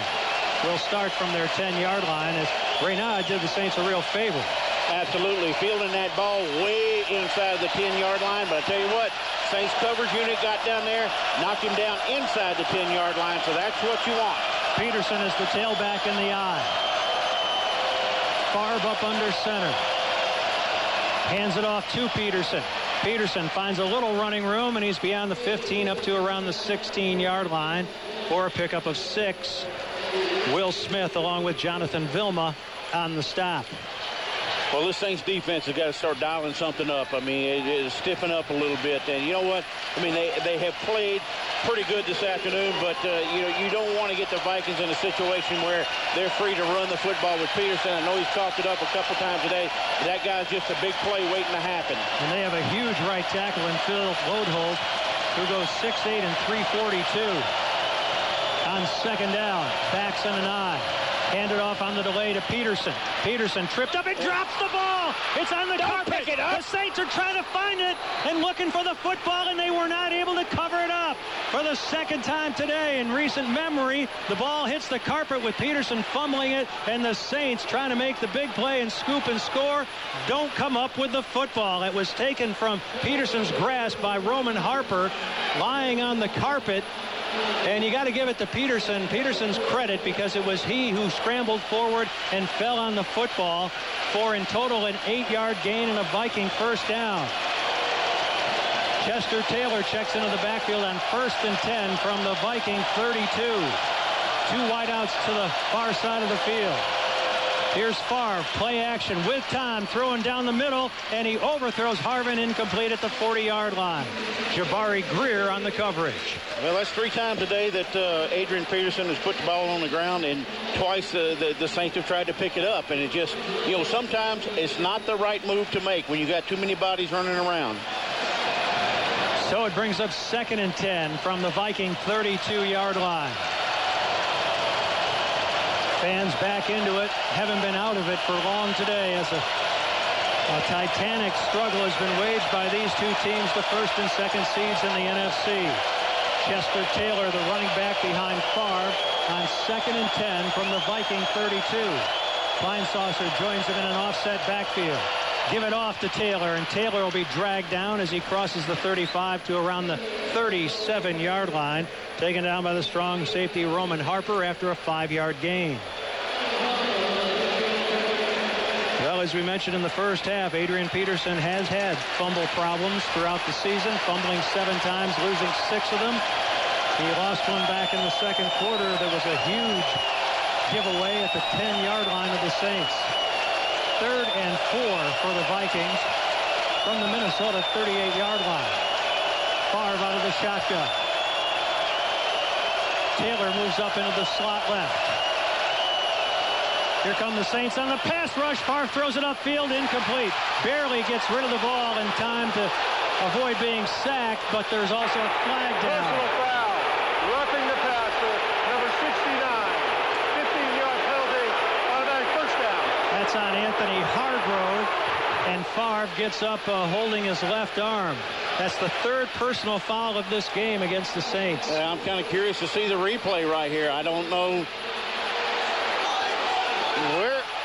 Where was the foul? Got me. I can only think driving him into the carpet, but at the time, Hargrove didn't know whether Favre still had the ball or not. Saints have been penalized 6 times for 60 yards, and now the ball rests on the Saints side of the 50-yard line after the personal foul against Hargrove. 1st and 10 for the Vikings at the Saint 47-yard line. Just over 4 minutes remaining, 3rd quarter. Pass out in the right flat to Berrien, taken down immediately by Jabari Greer for a minor loss on the play. Jabari Greer making the tackle. That'll be a loss of 1. Well, you know, a lot during the course of the week, you know, we've got these radio interviews and everything else, and people said, you know, well, what's the difference in the Saints, you know, when they can play defense and put pressure on people? I said, when it's Jabari Greer is in there, because he can cover out there one-on-one as good as just about anybody in the league. So after the loss of 1, it's 2nd and 11 from the Saint 48. Taylor behind Favre. Harvin joins him in the backfield. Play action. Favre's going to throw downfield. Catch made by Berrien. Hit from behind right around the line of scrimmage, right around the first down marker. They're going to give him a favorable spot and call it a first down up at the 36-yard line. Tracy Porter brings him down after an 11-yard gain. Well, the Saints have not sacked Brett Favre today, but they put him on the carpet about 5 times. And a lot of times he's getting up off the ground grimacing. You know, you could tell that he's hurting. So the Saints are applying some pressure. But I'll tell you what, I'm still a little bit baffled about that call against Anthony Hargrove, roughing the passer. 1st and 10 for the Vikings from the Saint 36. Handed off Taylor. Chester Taylor will be taken down after a short gain to around the 34-yard line. Remy Adele had him around the ankles. Give him 2 on the carry. Brad Childress and Sean Payton matching wits, former quarterbacks at Eastern Illinois at different times. Neighbors in small towns outside of Chicago. 2nd and 9 from the Saint 35. Shanko and Rice to the far side. To the near side, it's Taylor along with Berrien. Favre pumps, delivers, and it is intercepted. It's Vilma back on his feet to the 31-yard line. Jonathan Vilma with another interception, and Favre is shaken up. Favre on his back at the 42-yard line. He's going to require help from his teammates to get back on his feet. Jonathan Vilma with the interception, his 4th of the season, including the regular season, and a return of 3 yards. Excellent pass rush by Cedric Ellis. Timeout on the field. We're tied at 21 in the 3rd quarter. This is the New Orleans Saints Radio Network. This is Dr. Hal Canning from Louisiana Dental Center in Hammond, proud member of the Houdat Nation. Let's pause 10 seconds for for station identification on the New Orleans Saints Radio Network. The news, talk, and sports leader. The Big 870 WWL New Orleans. 105.3 WWL FM Kenner, New Orleans. And WWL.com. Brett Favre lying flat on his back on the sideline on one of the medical tables, getting his left ankle retaped. The Saints really got away with one there as Bobby McCray hit Favre low as he delivered the football. Saints run it with Pierre Thomas up to the 35-yard line. And let's go right down to Kristian Garic. What you got, Gome? Yeah, the Vikings training staff retaping the ankle of Brett Favre. He couldn't even put any pressure on it going through the trainer's table. The training staff had to put him onto the table there to put the tape on it. Also, Travaris Jackson, their backup quarterback, up now is throwing. He got sandwiched between Remy Adele up high and Bobby McCray down low. Brett Favre has taken a beating today. 2nd and 6 from the 35-yard line of the Saints. Tied at 21. 1:21 to play, third quarter. Thomas runs right side. Can't get away from the initial tackle and is stopped around the 38-yard line. Give him 3 on the carry. Medea Williams, the free safety, in on the stop. All right, well, you're talking about the Saints getting away with one right there with Bobby McCray. But, you know, when you're a defensive end and you're rushing and that offensive tackle takes you and shoves you down into the ground and your momentum is going towards the quarterback, again, you can't hit him above the head, or I should say above the shoulder pads and then down below the knees. But I didn't see where Bobby McCray did anything cheap right there. But you're right. It probably should have been called. 3rd and 3 from the Saint 38-yard line. Breeze out of the shotgun, twist up front, play blown dead, flags flying. And this looks like it will go against the Saints for a false start.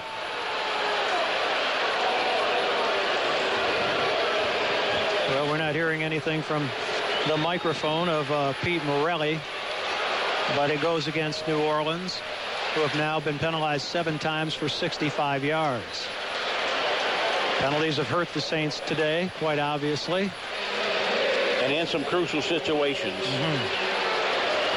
So this will make it a little tougher for Drew Brees and company. Now 3rd and 8 from the New Orleans 33. Henderson to the near side of the field where he's joined belatedly by Meacham. Split out wide to the right is Shockey. Here's Brees. Stepping up, delivering downfield and through the hands of Meacham at the 47-yard line. He had him, but the ball was thrown just a little bit too high. Cedric Griffin on the coverage, but Meacham was open. Drew has been uncharacteristically off target today. I mean, it's hard to fault this guy. He's such a great quarterback. We're used to such a high standard in his behalf. But he's missed some open guys today with balls that are just a bit off target. And every time you see it, you know, you're going, that's the right guy. He's open. The ball has just been off target. So Thomas Morstead on once more. Vikings only had 10 players on the field, belatedly added an 11th. High, fairly short. Raynaud takes it in on the fair catch around the 17-yard line of the Vikings. 50 yards on the punt on the final play of the third quarter. 15 minutes remaining in regulation. We are all tied up at 21 as we head to the fourth quarter after this break. This is the New Orleans Saints Radio Network. This broadcast is presented by the authority of the National Football League and is intended for the private use of our audience. Any rebroadcast or other use of this broadcast without the express written consent of the New Orleans Saints or the National Football League is strictly prohibited. This disclaimer was brought to you by the lawyers of Stanley, Reuter, Ross, Thornton, and Alford, business litigators for New Orleans and the Gulf South region. Well, Favre is back in there, but he's a bit gimpy, isn't he? He is a bit gimpy, and he went up to the head official right there. You could see him talking before they got in the huddle, probably telling him that, you know, hey, I think I got hit below the waist, below the knee area, which is off limits for a quarterback, and I don't know how much that'll have an effect, but at least I think he made his point clear. 1st and 10 for the Vikings from their 17-yard line. First play of the fourth quarter. Winners going to the Super Bowl. We're tied at 21. Harvin resets in the backfield with Favre. Gets the call, runs left side, slips a tackle, slips another. He's across the 25-yard line. Ball comes free momentarily, but he's able to scoop it back up and pin it against his body. Give him a gain up to the 27-yard line. And that'll be a pickup of 10 yards and a first down. Favre is having a real hard time putting much weight on that left ankle. But the Vikings grind it out with Harvin on the ground. 1st and 10 up at the 27-yard line of Minnesota. Favre in the shotgun. 2 receivers to the near side. One Harvin who checks into the backfield alongside him. They give it to him on an inside handoff. Harvin drops the ball, and it's on the ground. It's still on the ground. Saints trying to cover it up. It's loose. Scooping and scoring. The Saints are trying to do so. And it's Remy Adell who picks it up. He won't be in the end zone, but finally the Saints are able to come up with the loose ball. That's a loss of 6 yards, and the Saints have picked up the football. And I'm going to tell you what, Remy Adell, I was just talking about it a minute ago, just jump on the football. But right there, he got that one bounce that he needed for that ball to land up in his hands. Adell was tracking it, finally picked it up, still on the run, and was brought down. But the Vikings do the Saints another favor by putting it on the carpet, and this time the Saints come up with it. Remy Adell with the huge fumble recovery, giving the Saints the football at the Vikings 7-yard line. What is that today? The Vikings 4 times they put the ball on the ground. Adrian Peterson 2 or 3 times right there. I mean, heck, the ball is just coming out from everybody's hands. 1st and goal for the Saints. Handoff Pierre Thomas. Pierre Thomas inside the 5 with David Thomas pushing on him, and Carl Nix. He's down to around the 3-yard line. Ben Lieber makes the tackle. That's a pickup of 4. Well, we just Robert Carroll just said that the Vikings have put it on the ground 5 times today and lost 2. So, tell you what, those kind of things will kill you this time. Well, it'll kill you any game of the season. 2nd and goal from the 3-yard line. We're tied at 21. 13:41 to play in the 4th quarter. The running back remains Pierre Thomas. Shockey's in there, and Henderson to the near side of the field. Thomas runs weak side and is taken down for a loss on the play back to the 6-yard line. Strong safety Tyrell Johnson comes up and brings him down for a loss of 2. Well, Pierre Thomas right there did not have anywhere to go. He didn't have a cutback lane or anything. He makes that little jab step to the right. He's heading over the left side of the offensive line, and he just had white jerseys in front of his face. Well, Reggie Bush will check in along with Lance Moore. Shockey comes out. Thomas comes out. Saints trying to capitalize on the turnover and put it in the end zone. Colston split out wide to the left. Henderson, Bush, Moore wide to the right. 3rd and goal from the 5-yard line. Breeze in the shotgun. Looks over the middle. Steps up. Can't find anybody. Rolls to his right. Looks around. Throws to the 1-yard line. And it is going to be out of bounds just short of the goal line with Reggie Bush taking it in. But he did not get in the end zone. And now the Saints will have a big decision to make. And let's go right down to Kristian Garic. Yeah, I think Coach Payton might challenge this play. It looked like when Reggie caught the ball, it broke the plane and knocked the pylon down. That should be a touchdown. Here comes Coach Payton dropping it down. He's going to challenge it. Oh, yeah. Good call, Kristian. Yep. And a man, Kristian, right on top of things. Good call, because we just saw the goal line camera, and he's breaking the plane with that football inside the pylon. That should be a touchdown.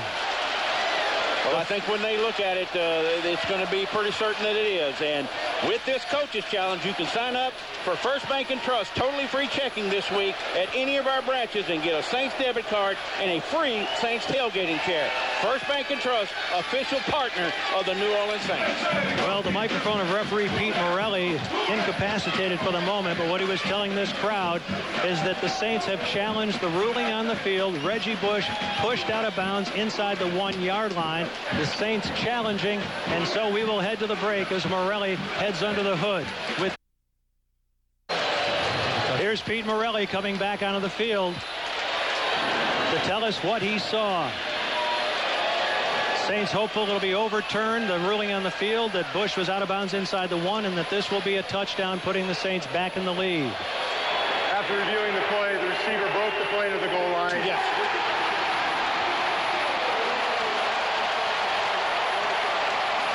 An eruption of volcanic proportions here in the Louisiana Superdome A 5-yard reception by Bush as the Saints cash in on the Harvin fumble. Well, Jim, you know, there's several things that the official had to look at there on that replay.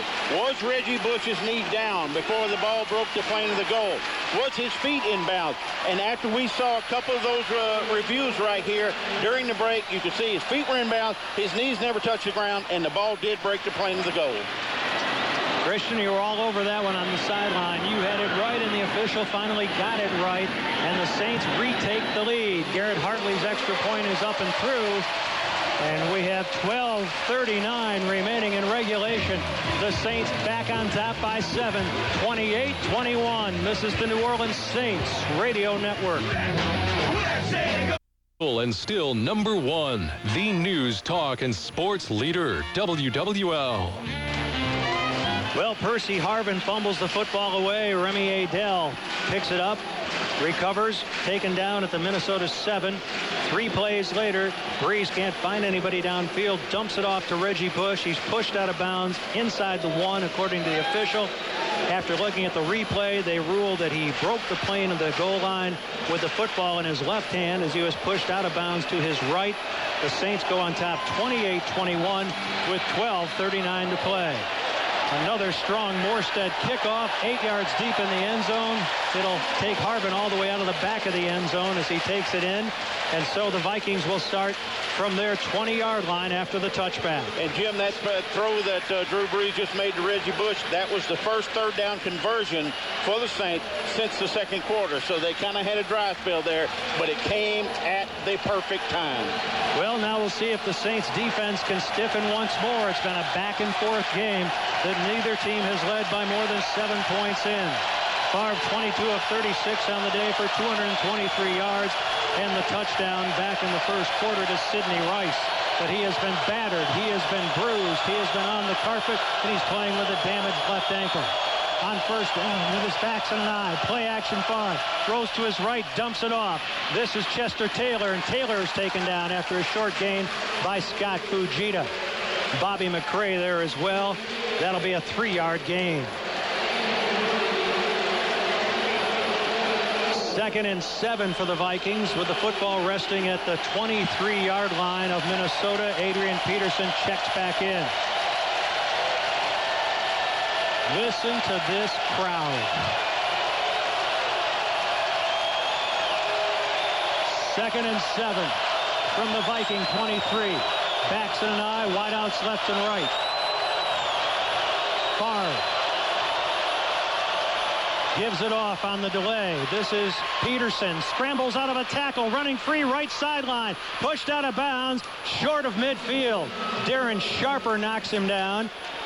He was also chased by Scott Shanley, but that run will take the football up to midfield as Peterson breaks free, showing his explosion, showing his elusiveness, doing a 360 to step out of a tackle. Good for a 27-yard gain. Well, as many times as he's put the ball on the ground today, right there, Brad Childress shows the confidence and going back to his guy. I mean, the Saints had an opportunity right there to stop him for no gain, but that gives you an idea of the quality of back that Adrian Peterson is. 1st and 10 midfield. 11:28 to play. 28-21, Saints on top. Peterson the lone setback. Here's play action by Favre. Steps up and delivers, and it's almost intercepted. Incomplete. Jabari Greer shadowing Sidney Rice as he turned around. The ball hit him in the chest, but it was on him so fast he really couldn't react to it, and it goes as an incompletion. Well, Jim, you know, if you talk to defensive backs around the league, that's one thing they'll tell you about a Brett Favre pass. It comes at you so hard, you don't get an opportunity to simulate that in practice. And so it is 2nd and 10 from midfield. 11:17 to play. Saints up 28-21. Chester Taylor stands to the right of Favre, who's in the shotgun, standing at the Viking 45-yard line. 2 receivers to the left, Shanko to the right. Saints coming on the blitz. Favre dumps it off, incomplete. His intended receiver, Chester Taylor, had fallen down. And the Vikings want to call pass interference because there was no one there for Favre to throw the ball to. The Saints had taken him down at the line of scrimmage. Well, I mean, Chester Taylor just gets caught up in there. They were trying to set up a screen. No flag. They were trying to set up the screen. I mean, he just got in there and got his feet tangled up with somebody. Vikings looking for a penalty. They won't get it. And it was Jeff Charleston, I believe, bearing down on Favre from his left defensive end position. It was Jeff Charleston who delivered the most telling blow of the 2 or 3 that Favre suffered on the play. Here he is to throw once more, pulls it down, throws it near sideline, and it is going to be caught by Berrien at the 21-yard line. Comes back and takes it in between Gay and Porter, and the Favre-led Vikings pull themselves out of another hole. That's good for 30 yards. Well, right here, I don't know that Randall Gay knows that the ball is even launched, and Brett Favre just threw that thing where he gets it right in between the corner that's covered underneath and the bracket coverage with the safety over the top, just dropped it right in the middle. Favre now with 5,773 yards passing in postseason. That's a new NFL record. 1st and 10 Vikings at the Saint 20-yard line. 10.5 minutes remaining. Saints up 28-21. Here's Favre handing it off. Peterson, left side, taken down after a short gain. Remy Adele was there. Cedric Ellis as well. Will Smith too. That's a 2-yard gain and brings up 2nd and 8 from the Saint 18-yard line. This crowd continues to stand, to cheer, to exhort a defense to make one more stand in a back-and-forth game that's been a classic. 2nd and 8 from the 18. Peterson with backs offset, standing behind Favre. Now Peterson goes in motion to the right side. 2 receivers to the left for Favre. He looks in that direction, throws it over the middle. Catch made. Berrien drops the ball, stripped by the Saints. They've covered it up at the 6-yard line. The Saints take the ball away again. A fight for it down there, but this has got to be the Saints football, and it is. Jonathan Vilma covers it up. And Jonathan Vilma did the smart thing right there. He saw the ball on the ground, did not try and pick it up, and just fell on top of it. The ball was stripped by Tracy Porter, ripping and tearing at the ball, dislodged it from the grasp of Berrien, and like you said, Jonathan Vilma makes no mistake covering up the football at the Saint 5-yard line. Boy, I'm going to tell you what, the Vikings, when this ball game is over with, you're going to say, what is that? 6 fumbles for them so far in this ball game. That will be the thing that they will talk about. And look, a lot of it was caused by the Saints, the way that they get in there and rip and strip at the ball. So this football team hanging in there once more on the defense of Greg Williams. Saints run it on 1st down. Thomas reverses his field and gets what he can up to around the 8-yard line. Pat Williams, the left defensive tackle, on the stop. That'll be a 3-yard gain. Wow. 2nd and 6 from the 14-yard line of the Saints. 9 minutes and 15 seconds remaining. Clock running. Saints up 28-21. Pierre Thomas now has carried 12 times for 55 yards.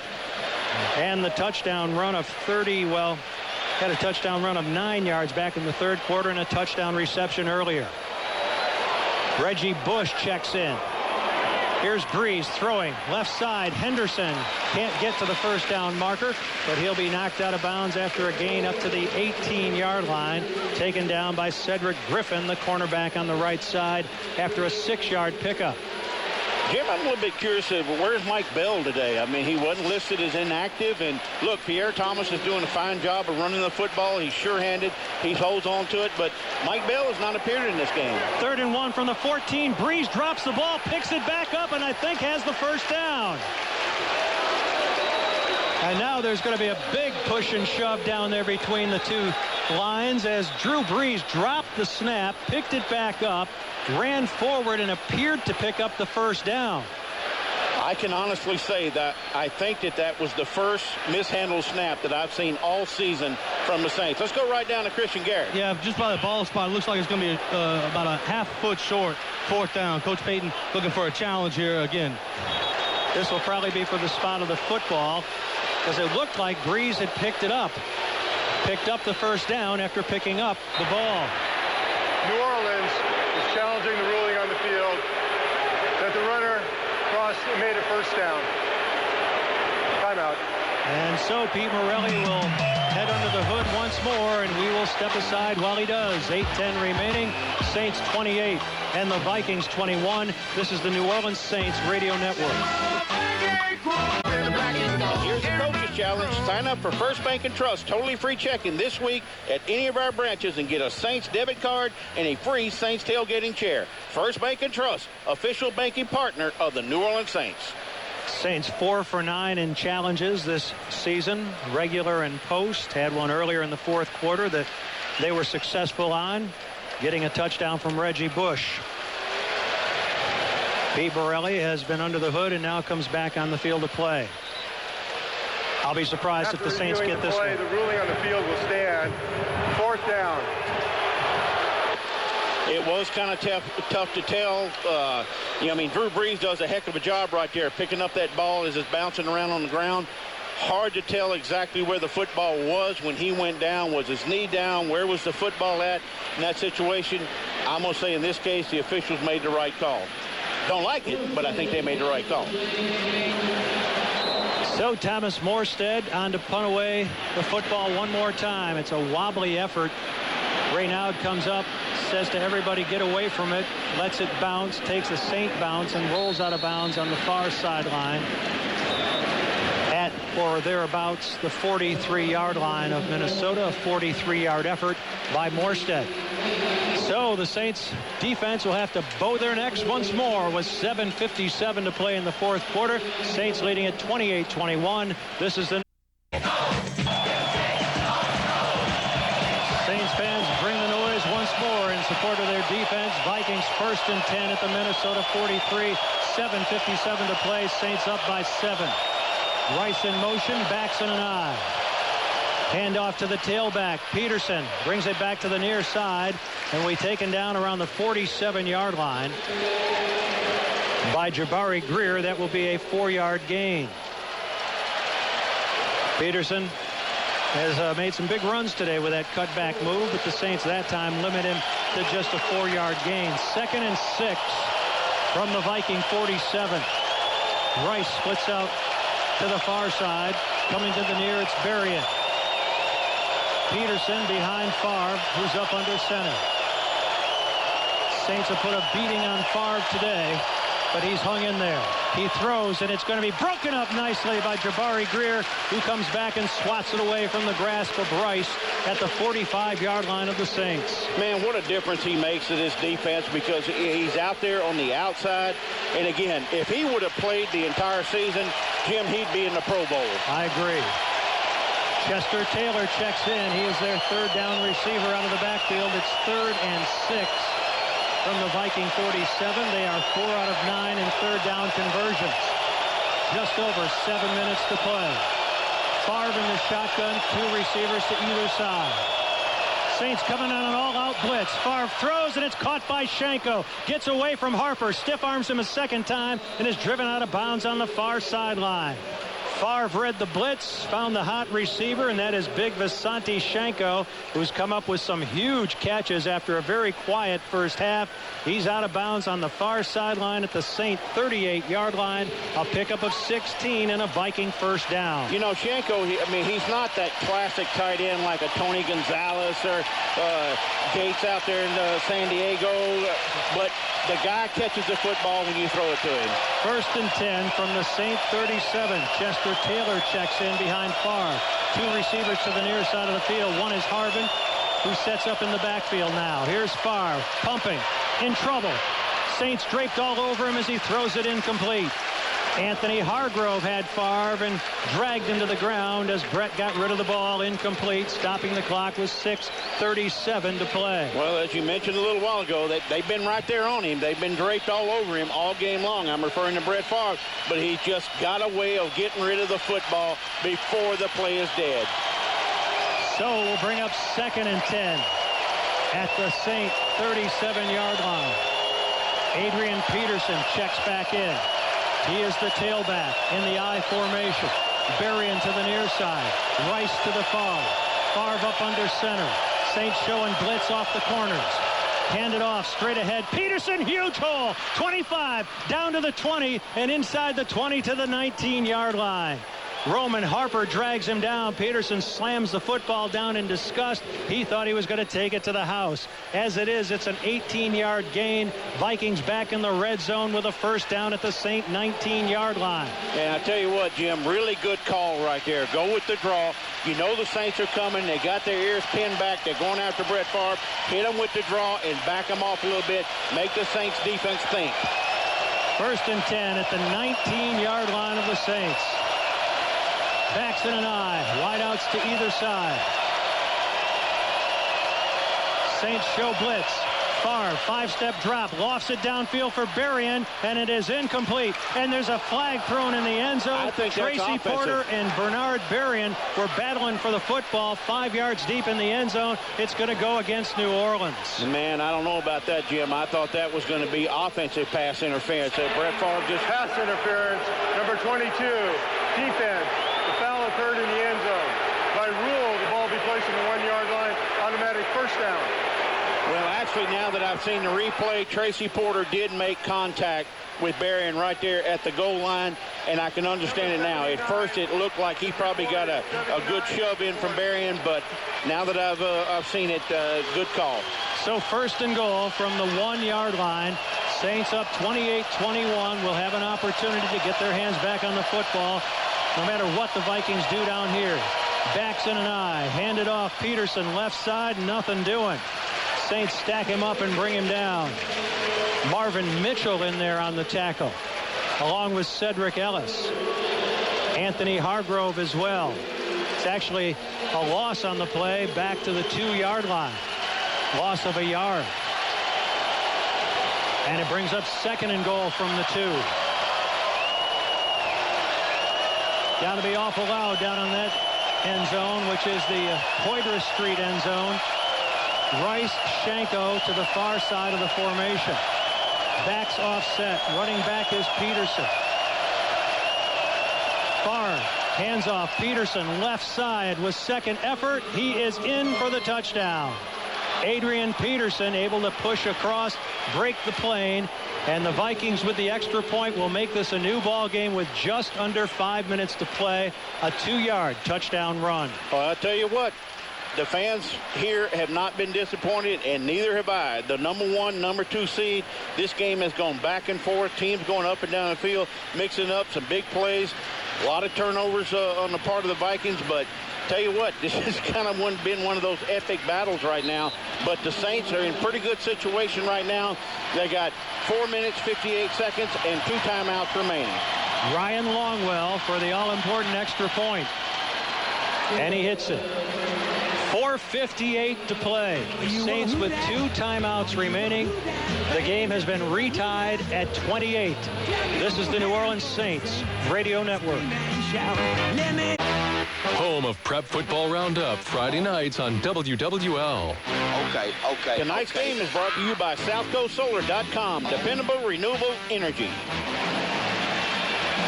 Well, Drew Brees, 13 of 21 on the day for 160 yards and 3 touchdowns. Has the opportunity to move this football team downfield pending the return of Courtney Roby, and he has been a factor in this game. Remember, he opened the third quarter with a 61-yard return that eventually set the Saints up in position to go ahead 21-14 on a 9-yard Pierre Thomas touchdown run.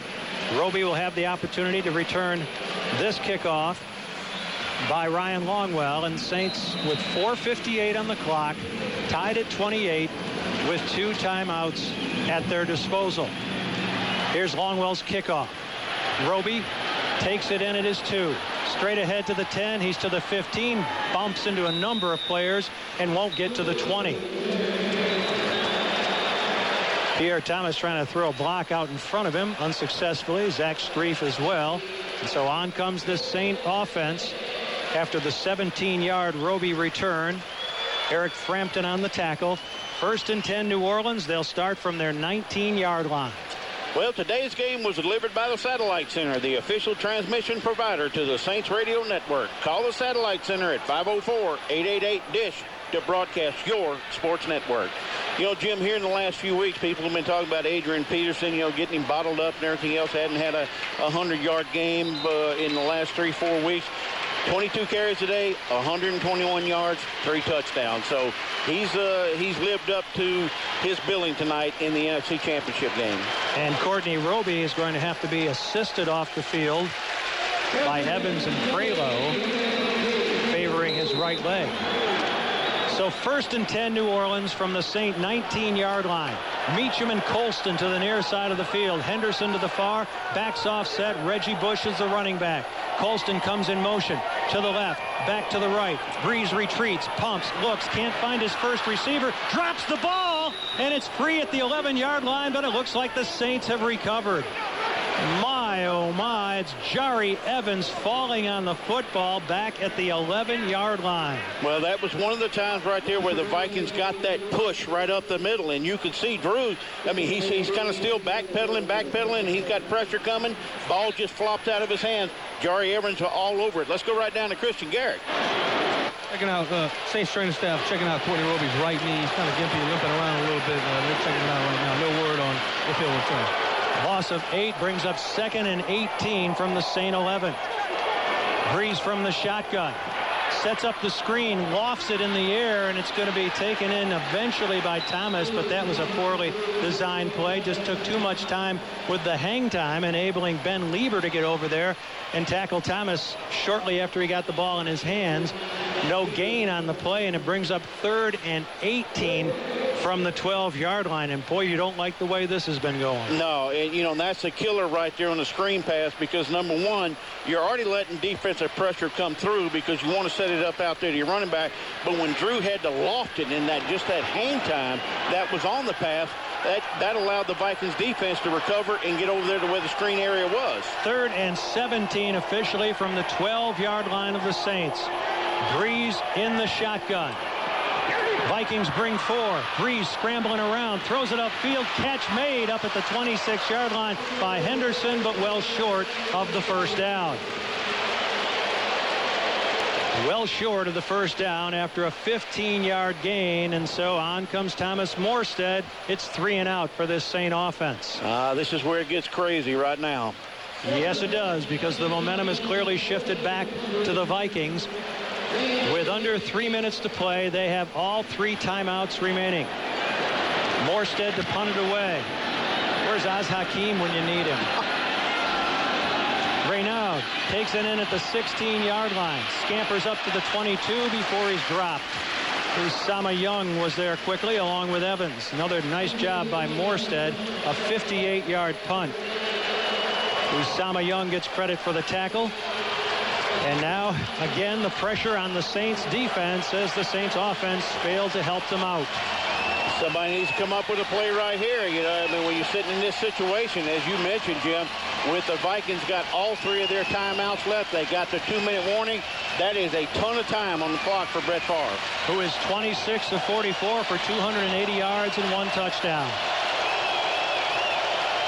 This has to be a tired Saint defense that's given everything they've got. 1st and 10 at the 21-yard line of the Vikings. Peterson behind Favre. 2 wideouts to the left and 1 to the right. Handed off. Peterson right side, stacked up after a short gain and driven down. Anthony Hargrove, the initial tackler for the Saints. Clock continues to run and shows 2:20 remaining. No gain on the play. So far, the Vikings not really willing to put the ball at risk. Taking their time, letting the clock wind down to the 2-minute warning. Yep. They put it on the ground so often. They don't want to do it again and sacrifice what could be overtime. And so we've got 2 minutes remaining in regulation, and regulation may not be enough today. And now that the 2-minute warning is here, here's your warning. Vikings with 429 total yards today, just 235 for the Saints. But the scoreboard reads 28 all with 2 minutes remaining in regulation. Adrian Peterson bows his head in the Viking huddle. 2nd and 10 for Minnesota from the Viking 21-yard line. Will Smith, Bobby McCray, Anthony Hargrove, Cedric Ellis up front for the Saints. Have not gotten to Favre as far as the sacks go, but have made him feel their presence. 2nd and 10 from the Viking 21. 2 wideouts to the near side of the field, 1 to the far, Sidney Rice. Peterson behind Favre. Favre gives it off on the delay to Peterson. Shakes 1 tackle, but not a second. That's Jonathan Vilma, who has him around the waist and drops him. Surprised by how conservative the Vikings have played here. Timeout. Just a 2-yard gain. Second 2 timeout. Saints call timeout. Well, I'm going to tell you what, Jim, I don't know that was really a conservative play call. You go back to a while ago when they ran that draw. You get the Saints off balance because you figure Brett Favre is going to be throwing the ball down the field, and you get those guys running up there. You run that draw, the little delayed action. Everybody runs past Peterson, but in that case, the Saints were disciplined and responsible in their rush lanes. And so it is 3rd and 8 for the Vikings from the Minnesota 23. 1:52 remaining. We're tied at 28. Rice to the far side. Harvin to the near side along with Berrien. Chester Taylor stands to the right of Favre, who's in the shotgun. Favre looks to his left, throws, going to be caught by Berrien, slips a tackle at the 30. Going to have the first down up at the 33-yard line.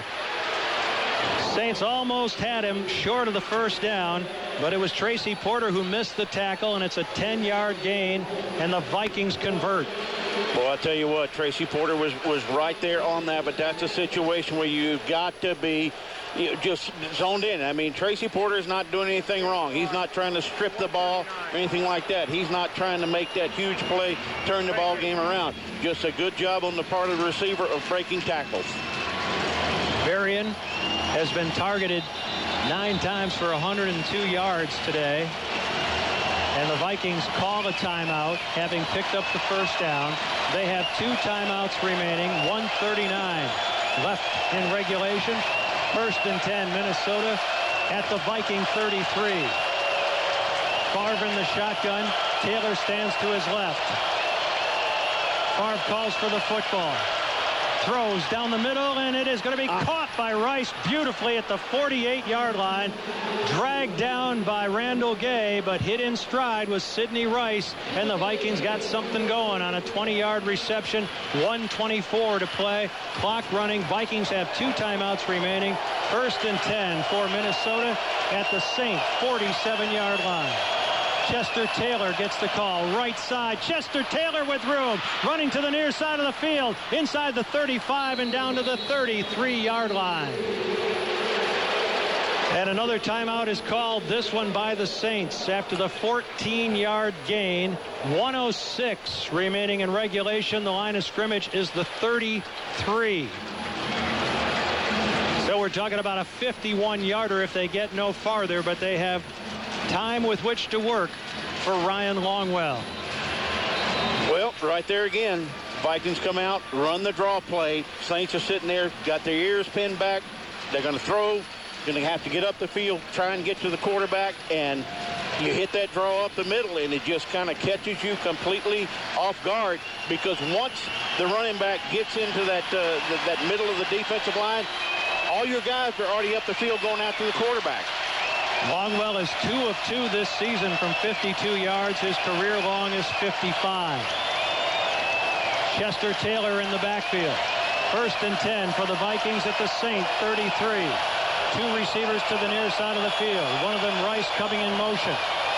Handoff Taylor. Hit at the line of scrimmage and dropped. No gain on the play. Remy Adele on the tackle. Jabari Greer was coming out of the secondary and made the initial contact. No gain on the play. The clock shows 45 seconds remaining. The Saints have no timeouts left to them. The Vikings have 2. Right now, they're on the periphery of Longwell's range. Adrian Peterson in the backfield. Lewis is split out wide to the right. Breeze hands off Peterson, protecting the ball with both hands, dives back inside. Very little gain on the play. Clock shows 19 seconds remaining. Clock is stopped. And it's going to bring up 3rd and close to 10. Favre wants to know how many more plays are we going to run here. He limps over to the sideline, takes in some fluids as Ryan Longwell continues to get ready for a potential game-winning field goal that would send the Vikings to Miami. We have 19 seconds remaining in this game, and it has been a classic. Saints fans still with something in their tank, back on their feet. They've been there most of the day. 3rd and 10 from the Saint 33-yard line. Peterson, the tailback, and a flag is thrown here. I think it's good. The Vikings have maybe had too many people in the huddle. Yeah. 12 men in the huddle. Offense, 5-yard penalty. Wow. Wow, what a huge break that is. That'll be a 5-yard penalty. And push the football back. Well, I was sitting there watching Sean Payton on the sideline. He was going berserk, hollering at one of the officials out there, waving his arms, got that menu in his hand, jumping up and down and everything else. The official caught it, knew exactly what to do, and Sean Payton got his point across. So now it would be a 55-yard field goal if the Vikings are able to go no farther. 19 seconds remaining. 3rd and 15 from the Saint 38-yard line. Rice to the far side of the field. Shanko to the near. Chester Taylor behind Favre, who's up under center. The dangerous Bernard Berrien goes in motion. Favre, half roll out to the right. Has all sorts of time. Throws it. And it's intercepted. This is Tracy Porter. He's coming back with it to the 40. He's to the 45 and taken down at the Saint 47-yard line with 7 seconds remaining in regulation. Brett Favre has gotten away with that play his entire career, but he doesn't there, and the Saints are the beneficiary. And he rolled to the right, and that's the cardinal sin of a quarterback. Throw the ball across your body into the middle of the field. He did it right there, threw it right into the arms of Tracy Porter, who brings it back 26 yards. Now the Saints are out of timeouts. They only have 7 seconds left. An opportunity perhaps to throw a Big Ben, a Hail Mary. That's about their only hope. Well, I mean, what do you got to lose? Launch it out there and see if something happens. And then tell your guys, hey, if the ball's intercepted, go down there and tackle the man. 1st and 10 from the Saint 48-yard line. Breeze drops, throws, and it's incomplete. Batted down at the line of scrimmage. As Jari Evans gets into it with the defensive end, Ray Edwards. Clock stopped, 1 second left, and now it's clear what you have to do. That was going to be a pretty conservative play call there, hoping for a short pass and a run to the sideline to stop the clock. But 1 second remains in regulation. We are tied at 28. Well, and this is exactly the reason why I don't want to be a coach in the NFL for situations like this. Do you launch it down there, hope somebody makes that miraculous play, or do you just play it safe and go, we're taking it in overtime? I would think you got to give it a shot. Here's Breeze rolling to his right, being chased, and throws the football away, ending regulation. Free football. A little lanyap in the Crescent City as we will go to overtime. The Vikings and the Saints couldn't settle things in 60 minutes. It's 28 all. Well, let's go right down to Kristian Garic with a River Parish Disposal State Sideline Report. Kristian, what you got? Yeah, Sean Payton wanted a personal foul face mask on Drew Brees as he was rolling out there. One of the Vikings defenders grazed his face mask looking for a penalty there, but he didn't get it. So we go to overtime, second NFC Championship game overtime in the last 3 years. And the captains will meet at midfield for a very important toss of the coin. All ears will be on the officials right now for the toss of the coin. All right, man. This is sudden death overtime. First team to score wins. In essence, it's a brand new game, starting first quarter and on. Each team will have 3 timeouts, and all replays will be initiated from the replay booth upstairs. Okay? This is heads. This is tails. You're the visitor. You'll make the call. Heads. Heads. Can we spread out a little bit? It's what the Vikings called to begin the game. Tails, you won the toss.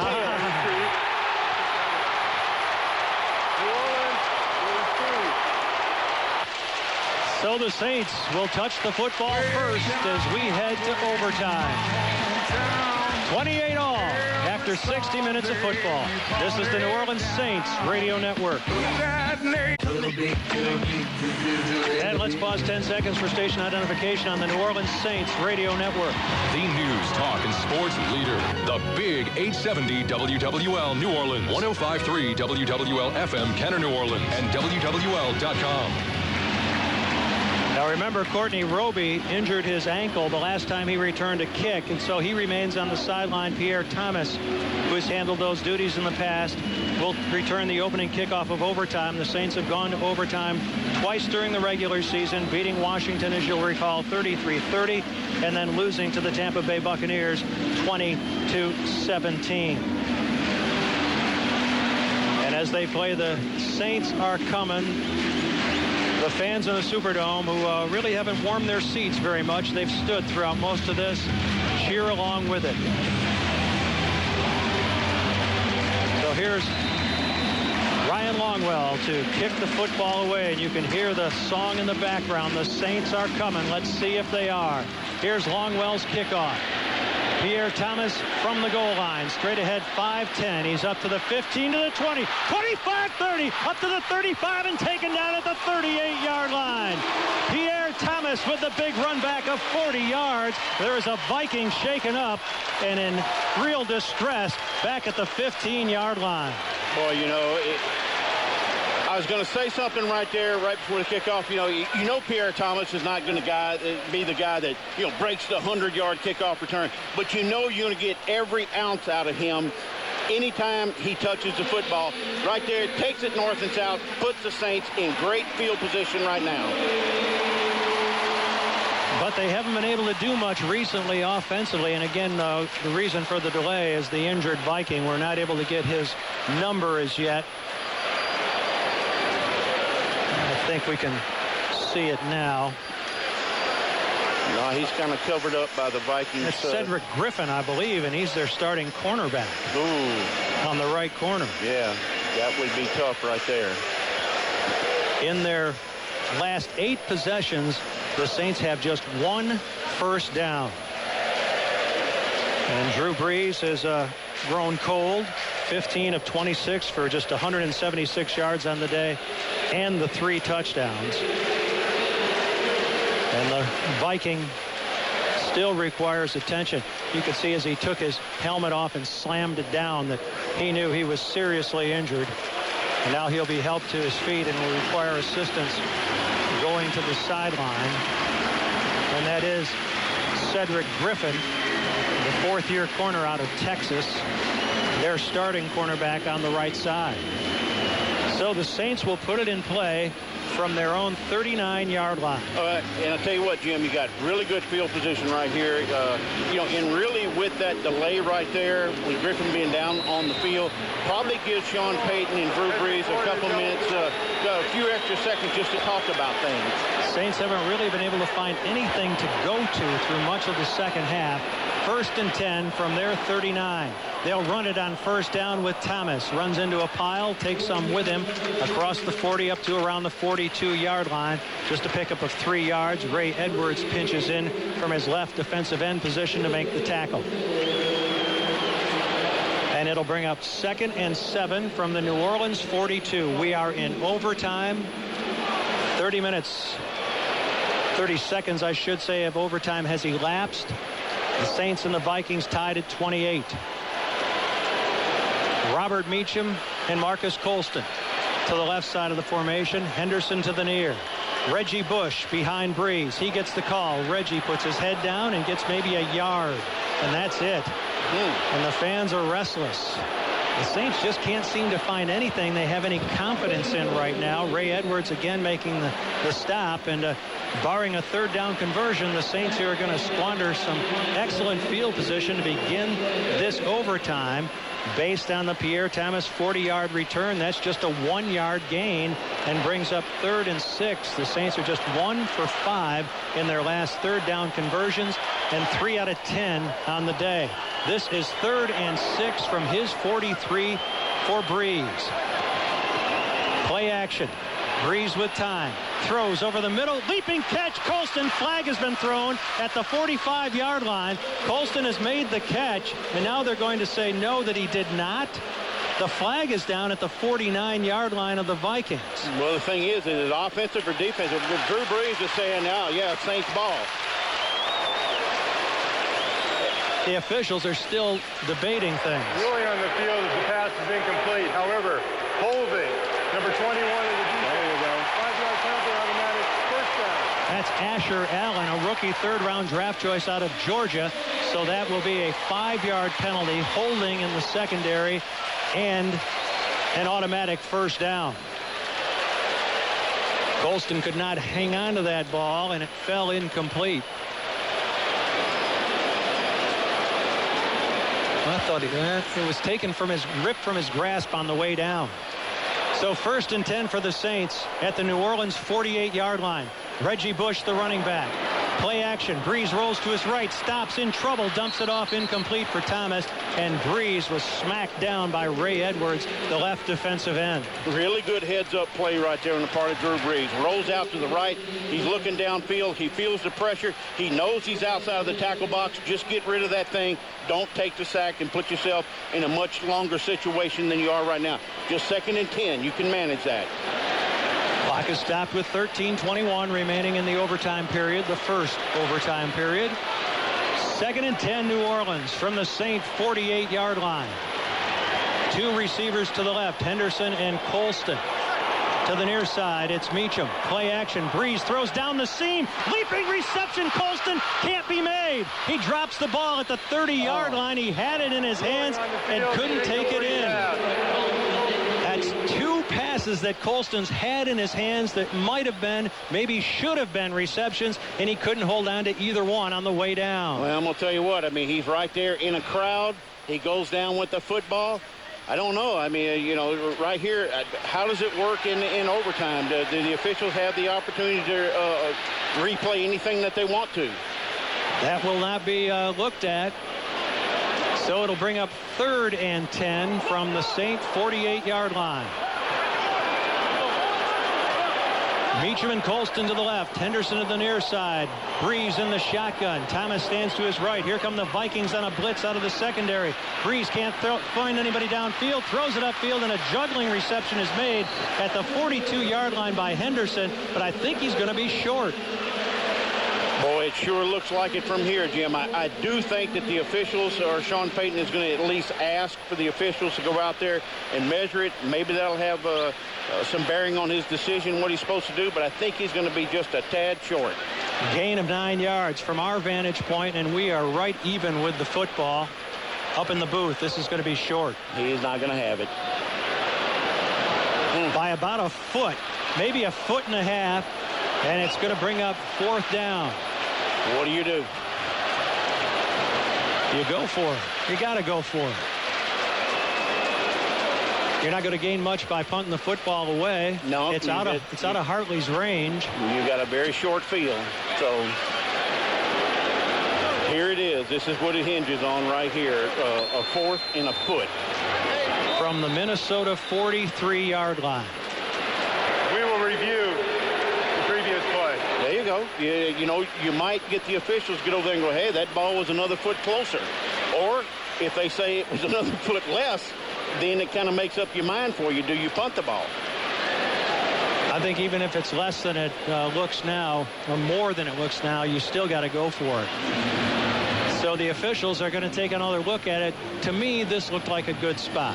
I don't think they overturn this based on replay. Well, as Devery Henderson was working back to the football, and you can see right there, and of course that line that you're seeing on TV, that's not the official marker, but it's not that far off. It's, right. I mean, just a few inches here or there, something like that. But if they determine that he had possession of the ball before he went down or something like that, if they get the favorable spot, and again, Jim, I mean, if you just move it ahead a couple of inches, that makes a running play a lot better, a quarterback sneak, and heck, they might come back and say, hey, he was beyond the marker, and he does get the first down. Well, one thing this does, it gives the Saints a long time to think over what their best fourth and less than a yard play call is out of the vast arsenal that Sean Payton has. The only problem with that is most of their good plays are passing plays, and I'm not in favor of running a passing play right here. I'm all for keeping it on the ground. Well, the Saints have been kind of shaky. Marcus Colston has dropped a couple of balls that might have had them in makeable field goal range by now. Drew hasn't been as well protected as he was earlier in the game, and right now Sean Payton has called the entire offense over to the sideline to talk about what they want to do here. If you got a new play in your arsenal, or one that you think is your best fourth and short call, it's got to be used now, again, barring something unforeseen, as again still Pete Morelli is underneath the hood. The challenge that the ball was not spotted correctly, that it should have been spotted more favorably to the Saints and perhaps given them a first down. We don't expect that to happen, but Pete Morelli's about to tell us. After reviewing the play, we were reviewing whether the forward progress is made. The ruling on the field will stand. Please set the play clock to 34 seconds. And so the play stands. The Saints are about a foot, maybe a foot and a half short of the first down. The line of scrimmage is the Minnesota 43. You'd be talking about a 61-yard field goal for Garrett Hartley. Number 64 has reported. Number 64. Zach Streif checks in for additional blocking help. The most important play call of the entire season for the Saints is this one right here. The tailback is Pierre Thomas. There is one wide receiver, Robert Meacham, to the left side. Drew Brees up under center. Hands it off. Pierre Thomas up and over. It depends on the spot of the football. It's close. This is going to be awfully close. I think he got it. As the official runs in, I think he's got it, but we'll have to check, and they signal right away. Saint first down. Pierre Thomas picks it up on a 1-yard dive over the pile. Boy, I tell you what, Jim, I mean, good job by the Vikings defense right there, kind of anticipating what was going to come from the Saints. As Pierre Thomas gets up there, he gets hit, but gives credit to the offensive line right there. All they needed was a foot, and they got it. First and 10 We will Saints. review the previous play and the forward progress. They're going to review this one as well. I mean, if you couldn't overturn the other one, you can't make an adjustment on this one. I wouldn't think so, but you know, heck, who knows? And again, when we're up here, you can't see exactly what Pierre Thomas does with the football. Does he stretch it out? Does he keep it tucked into his belly? And they'll have to sit there and look at it and see just where the nose of the football was when he went airborne. Can you ask for anything more out of a chance to go to the Super Bowl for the first time in 43 years? I think he's got it. Yeah, I did. Looking at this replay right here, it looks like he's got it by about a foot. I mean, it's very hard to tell. But there again, when he gets down there and Pete Morelli gets down there and he gets underneath that hood, he's going to have a lot of different angles to look at, and he's going to see just exactly where was the football when he went airborne. Pat Williams was going down low. Pierre Thomas went over the top, and he was hit up there, I believe, by Chad Greenway. Still held on to the football. Greenway got his shoulder pad and his helmet right on the ball, and Thomas might have even juggled it momentarily. But looking on the naked eye initially, I think this is a first down, and if it is, the Saints' dreams remain alive. 71,276 in attendance in the Superdome. And that's the largest crowd ever in the Dome for the Saints. And they have seen one heck of a game. And continue to see one heck of a game, fraught with turnovers, big plays, botched plays, big stands. After reviewing the play, the ruling on the field was stand. First down. There you go. Brad Childress on the far sideline shakes his head in disgust. Sean Payton puts his nose back in the playbook. First and 10 Saints at the Minnesota 41-yard line. And Jim, you mentioned something about Pierre Thomas. It looked like he didn't have control of the football. One of the Vikings defenders got a helmet on it, and it did kind of jar it loose from Pierre Thomas for just a second. Shockey comes in motion. Play action. Here's Breeze in trouble all the way back at his 46. Throws it upfield, incomplete. Contact and a flag. There we go. David Thomas was in a battle with Ben Lieber on the far sideline around the 24-yard line, and the flag was thrown. Both sides accusing the other of pass interference. Pete Morelli and company huddling at the 37-yard line. I mean, I don't know. Just from the vantage point I got, it doesn't look like there's a big doubt. Automatic first down. Pass interference on the Vikings. First down Saints.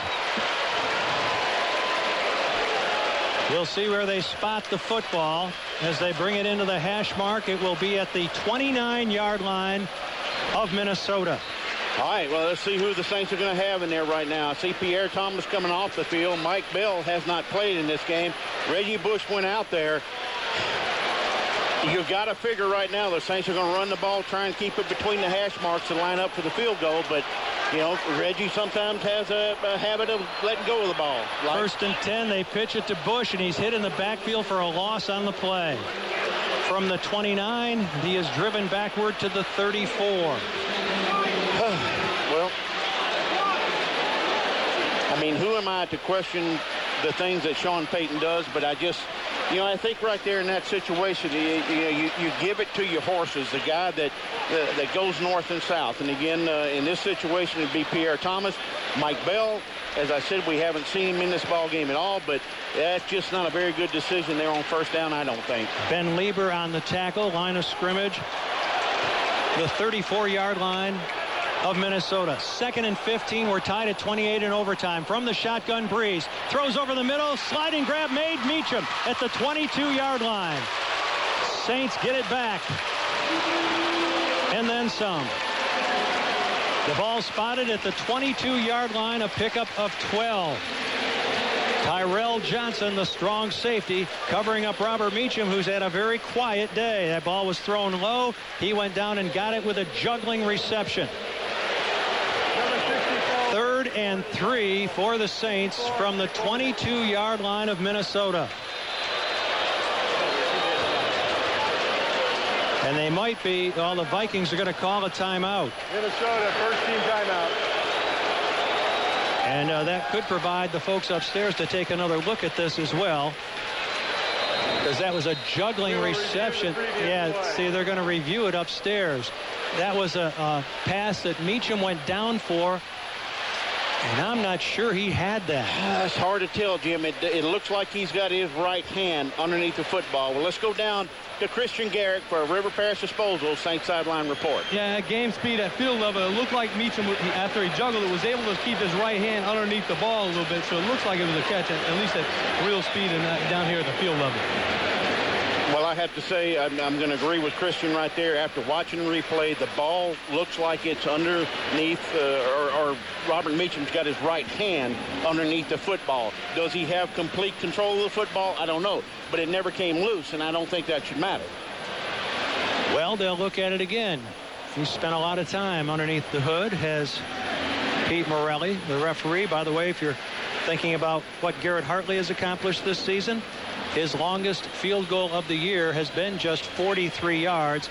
It occurred last week in the divisional playoff victory over the Arizona Cardinals. On the season, he was 9 of 11, having missed from 58 against Washington and 37 against Tampa Bay.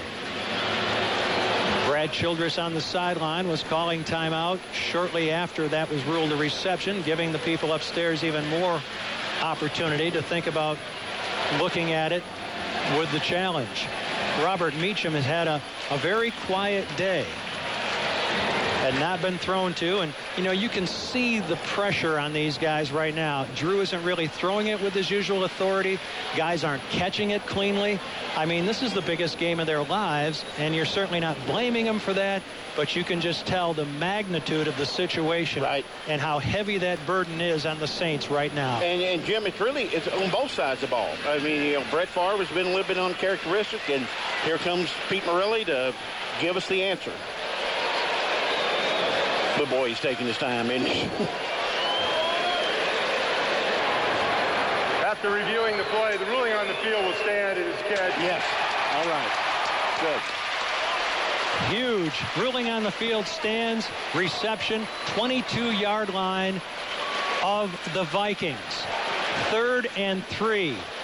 22 yards is where the ball sits. It'd be about a 40-yard field goal should they try to do it right now. But they've got the offense still out there, and the ball rests on the right hash mark. I would say probably about now.